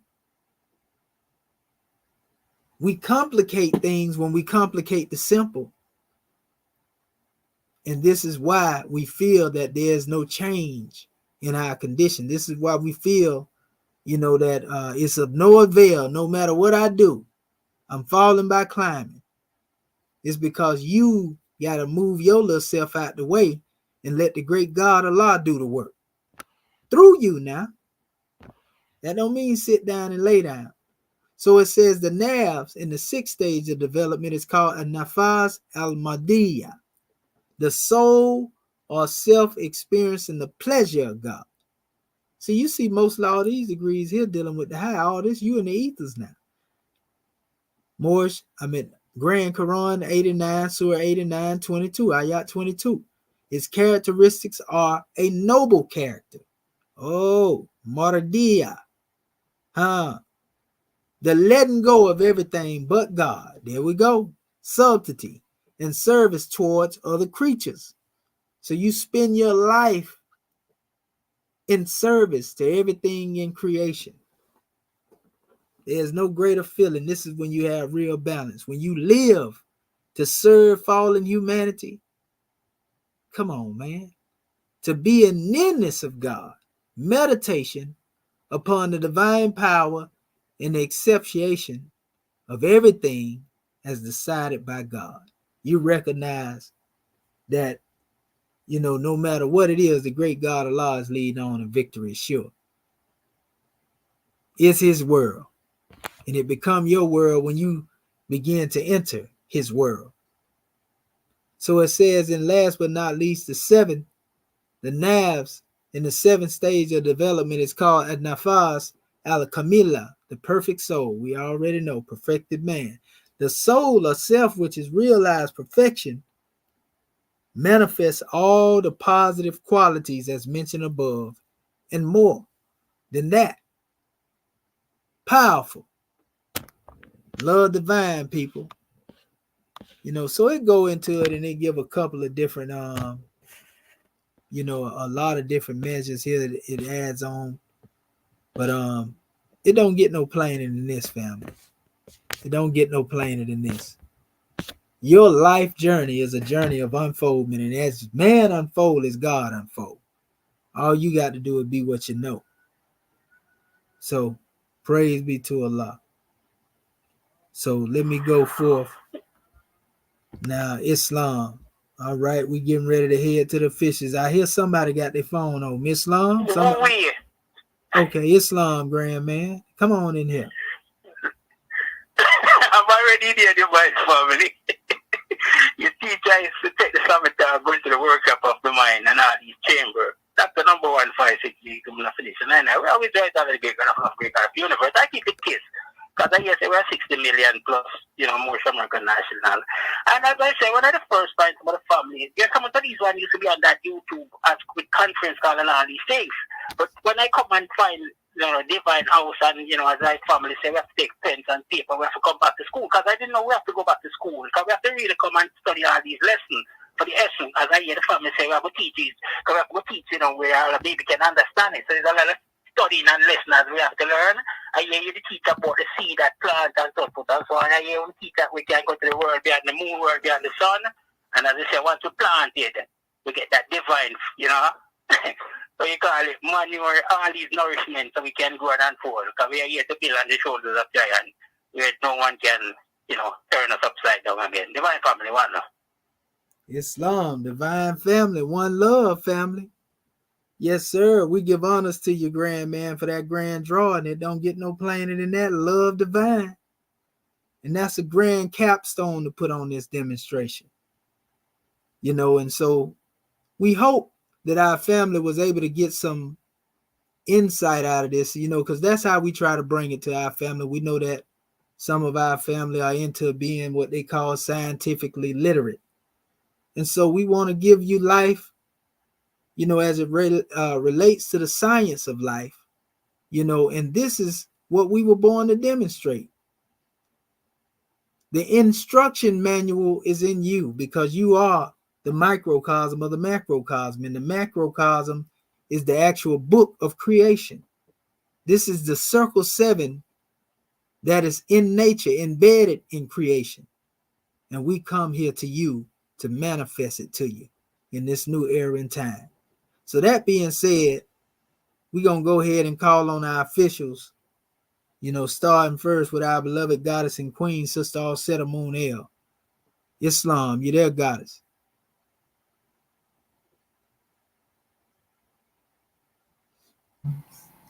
Islam, grand man. The goddess and queen is unavailable at this time. Peace and love. Peace and love. Gratitude, Brother Muhammad Bey. Islam. Well, all right. Well, let's call forth our National Grand Mufti, Dr. Kanshu Ma'ak Heru Bey. Islam, you there, grand man? Islam. Islamism. That's our religion, gratitude. We rise first and foremost, giving all thanksgiving, adoration, worship, and praise to our Father God, Allah, the great God of the universe, the most beneficent and the most wise. And we give the highest honors that we can give to his prophet, our prophet, the last prophet in these days and in these times, Prophet Noble Drew Ali, the savior of humanity. We give honors to his forerunner, Marcus Mosiah Garvey. And we give honors to his government, our government, the Moorish American government, the government in which we live according to Act 6. We give honors to the officials of this said government, our divine ministers, swift angels, and our mufti, our royal council, our secretaries. We give honors to our citizens, the Moorish Americans. We give honors to our flag and our divine constitution and bylaws, our Holy Quran, our Grand National Seal, and our Grand National Emblem, our Book of Fire, the exuberance of a nation. We give honor to everything that is Moorish. We give a special high honor to you, National Sister Grand Sheik, for this Moorish perspective this evening. We give honor to all of our Moorish kin who have spoken before us, and to our Moorish kin that will speak after us. We give honor to you, angels. Just continue to give the honors where they're due, and honor all true and divine prophets And yes, we give honor to our ancestors as they have come before us, leading the way. And we are them today without doubt or contradiction, because no one has the power to change man from his descent nature. Praise Allah, and health is to the body, as honesty is to the soul. And it's just been a grand demonstration, Dr. Shaheed. We have to look in the correlation of things as we acknowledge that as above, so below, as within, so without, that certain things go together. Like the demonstration say, health is to my life, honesty is to the soul. You need to keep oneself in shape or purified or strengthened with the truth. Just like the health is the strength of one's body, the truth is that what gives the mind the strength or the exercise in order to do what the mind needs to do, as far as when it comes to the actions, the thinking, the reasoning, the willing, the understanding, and remembrance. It'd be hard to get the thinking based around something if there's no foundation in order for you to start to maneuver from. It's like being in a vacuum of space. You're trying to push off, but if there's nothing for you to push off of, you ain't going nowhere. And so, right? So our health is important for us, especially in the good that it is that we do in helping others. As we take care of ourselves, and that means the information that we take in, we got to make sure we're taking in information that comes with pure intention, that is good for us, good for our mind, good for our body. Just like as we see today, as they put out in the music industry, that stuff ain't good for people. It ain't good for our children. It ain't good. It's a constant barrage of negative, lower vibrational understanding and drawing, and that's not good. And so that's why we turned it off. Like that real good Moorish music. If we can't listen to that, then we'd rather just sit and think than to continue to play that nonsense they're playing. And that's a part of keeping one's mental health intact. Making sure you ain't watching the Real Housewives of every state all day, every day, and just soaking that drama up and then bringing that drama into your home and your family. Because of something that you got mad about because what you seen on TV. Somebody else did somebody else. But you done took on that energy and that thought pattern. So we don't, this is why the honesty is good for the soul. Because it gives, one, the purity. It gives one something that is actually nourishing. It's not here today, gone tomorrow, or like a Funyun. It ain't got no nutrients at all. Seems like it's solid, but it's as hard as it is, but to get the crunch on, it's full of air. It really ain't nothing. And so we just give honesty for this class this evening, National Sister Grand Sheik, because it's a very important.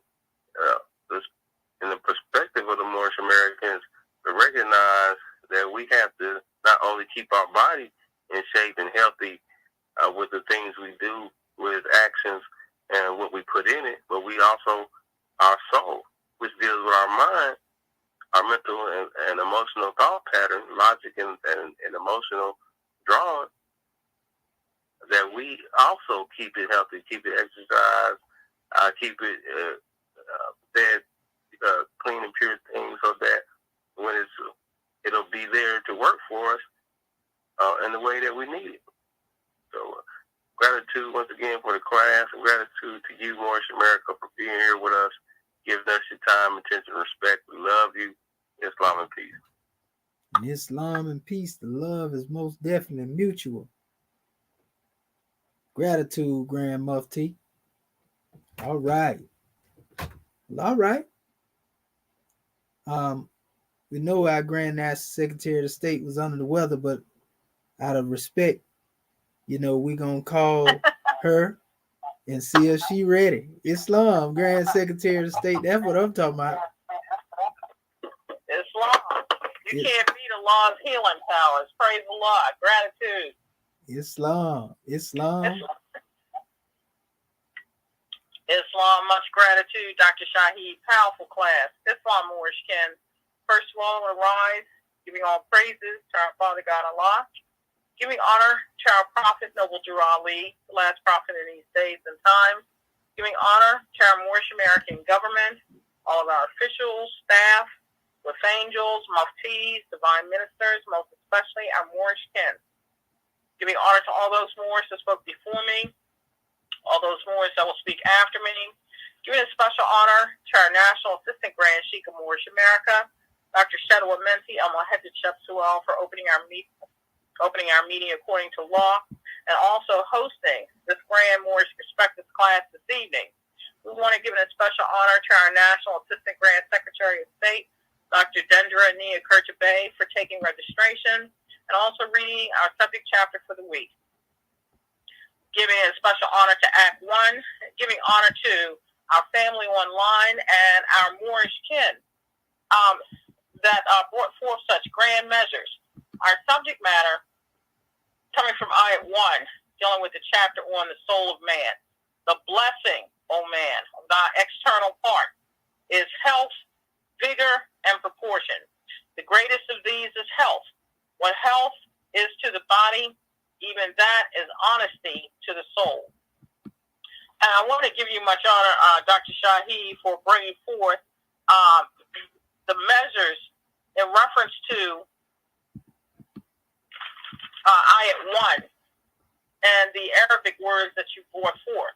When we look at the word blessing in itself, and too often, just in reading Ayat 1, we tend to, focus on the manifest, when it comes down to health, vigor, and proportion. But the Prophet let us know that, prior to his coming, that we had a condition dealing with mental slavery. The mind had become diseased, with indoctrination here in the West. So, we have to, when we look at holistic healing, we have to deal with the totality. And you brought forth that just in dealing with the various degrees of the soul and being able to, I love the parallel in dealing with the good troops versus the evil troops, and how we've got to deal with that battle within the self when it comes down to the study of the self, recognizing the fact that evil is not requisite to us, and having been provided the tools in the workshop of the mind to be able to vanquish those things that are of no benefit to us, and be able to move forward on that path of righteousness, unfolding into the consciousness of who we are as God. And when we look at the word blessing itself, that was powerful when it was defined as being rich in character, as far as one's morals, one's qualities, and attributes. And we know that you don't get that kind of in-depth definition when you're just pulling from Webster. So it's a blessing to be able to see even greater fullness of how blessed we are when it comes down to what Allah has provided to us. So that in itself should bring forth a mode of gratitude to our Creator for being of the merciful and the compassionate. And these the virtues and qualities that we should possess as well. When I looked at Salima, and you brought forth, yes, it's peace, but let's go even further into that, dealing with obedience to the doctrine of Islam. Now, you would think that's kind of simple, but you have to go and do the research as far as what is the doctrine of Islam? Or in essence, what is the doctrine of peace? You know, that treaty of peace, in reference to going within the self, you know, have you unfolded into that peace of divinity, you know, between you and your creator? See, all of these degrees are between you and your creator. This is not for the benefit of man per se. And there was a powerful key in reference to the peace of the great God, which is unwavering, versus man's peace, which is subject to whim, his desires, whether he wants to dip in his lower self or not. So those things are powerful. When we look at this special chapter, the thing that always struck me in this particular chapter was that last ayat, where it speaks about perception of thyself. And this is what we were going through tonight. Our instructions are to know thyself and our Father God Allah. Study the self, and when you ask the question, what to study next, you continue to study the self until you have reached that level of fruition. And when you're looking at one's heart being light as a feather, you shouldn't have any worries of things bogging you down or calamities of the human state and things of that nature. And I had seen that phrase before prior to coming into more science, let go and let God. That's even more so unfolding, because if you are trusting in your creator, knowing that he has your back, what is there to worry about? The knowledge of him who created thee. How well do we know our creator? How well do we know ourselves? The sense of worship thou owest unto him.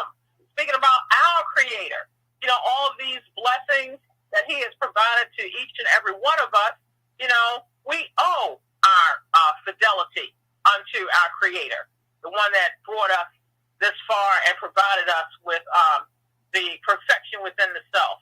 Are not these plain before thy face? If it's not, we need to go even further within, dealing with the contemplation and the meditation. So we're able to see, you know, with that third eye. And behold, what is there more than men needed to know? So gratitude more for this most powerful class. I encourage all of our Moorish kin to go back and listen to the playback, you know, so that they can receive even further revelations. Gratitude more for calling me forth. Peace and love. And gratitude for being present, Grand National Secretary of the State, and making it plain. Praise be to Allah. Islamism without the schism. Oh, man. All right. Well, let us call forth our Grand National Chairman, Dr. Akin Acton Pt.1 Heru, Tutankhamun Bay. Islam, Grand Man. Islam, can you hear me? Man, the whole Moorish America hear you, Grand Man. Islam. Alhamdulillah, we rise give praise to Allah and the Prophet Nawadhu Ali. It's too much honor to Nawadhu Ali for being the last prophet these days and time that was sitting and brought the Moorish America everything that we needed to save ourselves. Our own government, history, forefathers, everything. He didn't leave out nothing. And more, that's why it's the honor, blessed to have your own divine constitution, your own prayer, and everything that it takes to save a nation. Because without these things, we can't make it. But we're here now. And we got a lot of work to do because we spent enough time over there. So what about here? So to honor, blessing, because man is not the body nor the soul. He is the spirit and a part of the great God who made you. Islam is without a schism. Peace, Moors. Love you. Islamism is not the master of the house, more honorable than his walls. Islam. That's what I'm talking about. Something greater than that, Clay. Islam.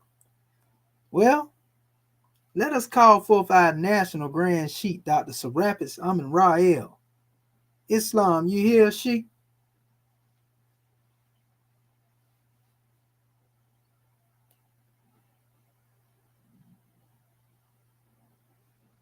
Let us give him a minute. Can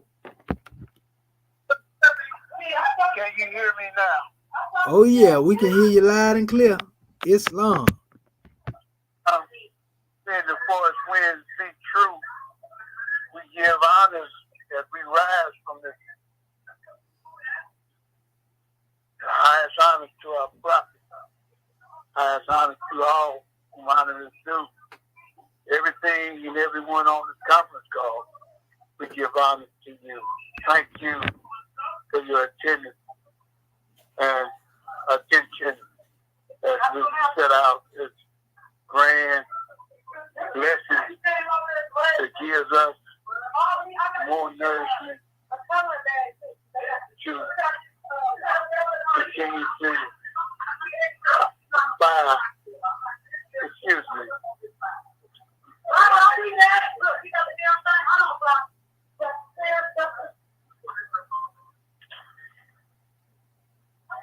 Thank you.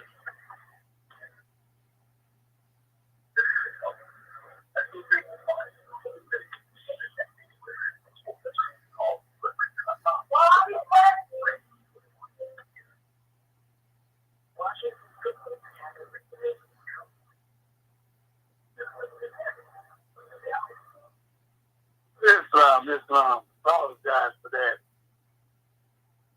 They know how the Asiatic do when they had it such an era of time. We move away from that and stay focused on our mind, our Father God Allah, and our people.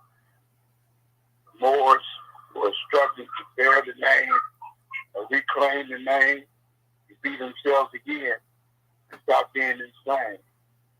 We are, in reference to tonight's lesson, he was also intended to grand blessing today that gave us a broader perspective that we need to employ we would call it majesty, if you will, on mercy feet, where the brothers and sisters out there in Asia, seeing that what they think look good, if you run it, snatch it, holy treasure, and if you misapply and misabuse it, we know that one's doing that is not going to have a very blissful life. We run into the corners of turmoil, suffering, and strife, striving to bear the name of faithful, but they are in the wrong house. They're not in the house that truth built. We learned that earlier this evening, and we're calling out to our brothers and sisters, four corners, seven heavens, to abandon those tactics, if you will, of not knowing and snatching grab, just being what you want to be what you're supposed to be, what you were born to be, to give yourself a grand awakening of the truth. This is why these conference calls are very, very, very much needed. Our Sister Grand Speak, Grand Next Secretary of State, Sister Grand Mufti, or the Grand Chairman, Sister Grand Chairman. We give one honor everywhere and every place of staying the ground that one keeps the toll on. Continue to do the work that is being done, whether or not one on the outside can see this marvelous wonder that's unfolding. We know that you're working. We see that you're working. We feel that you're working. Praise Allah, that the truth continue to live on and abide with our people here, there, and everywhere. It's January 15, 1929. One is in the top. All meetings. Everybody inform all citizens, you must be all radical as they speak while they work in the ongoing street. We are for peace and not destruction. Not flash your cards European.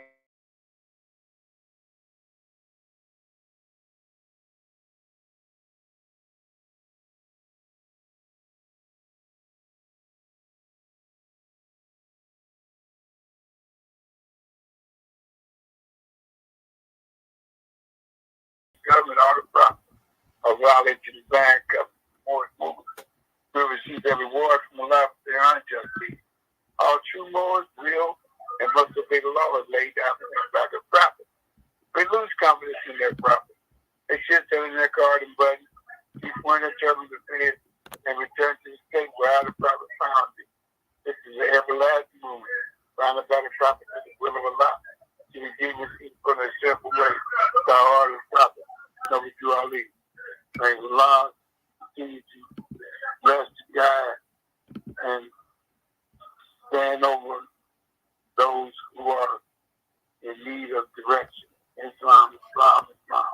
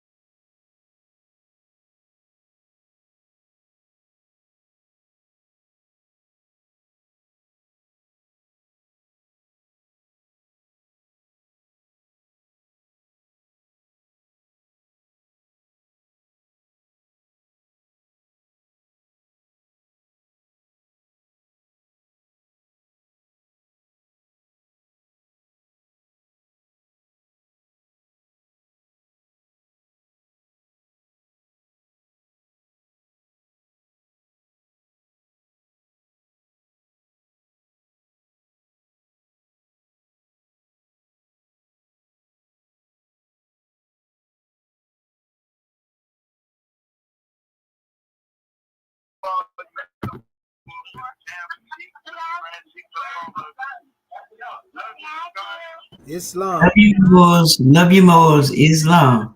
Yeah, Rome done cut us off, but that's all right. We got that message off. That's good. That's right, Islam. Islam, Moors. That's what I'm talking about. Islam. Islam, Islam, peace and We want to blessings. give Great honors to class, all great of class, our brother Shaheen. Islam, Islam. gratitude. We want to give honors to all of our Moorish kin out there for tuning in faithfully. Our family tuned in faithfully. Brother Barn Dog, Gary Miles Bay, Safarella, creator of the Boundless Universe, Marquise, Cena Renee. Honors to our brother Thad D. Keys, and Dejon Williams. Y'all already know it's all love, family. Want to give honors to all of our panelists, Moorish America executive rulers, and the best is yet to come. We just getting started. Islam. Islam. All right, Moors. Peace and love. Peace We'll and see love. y'all at the next destination. Islam. Sunday school. Islam. Peace and love. Peace and love.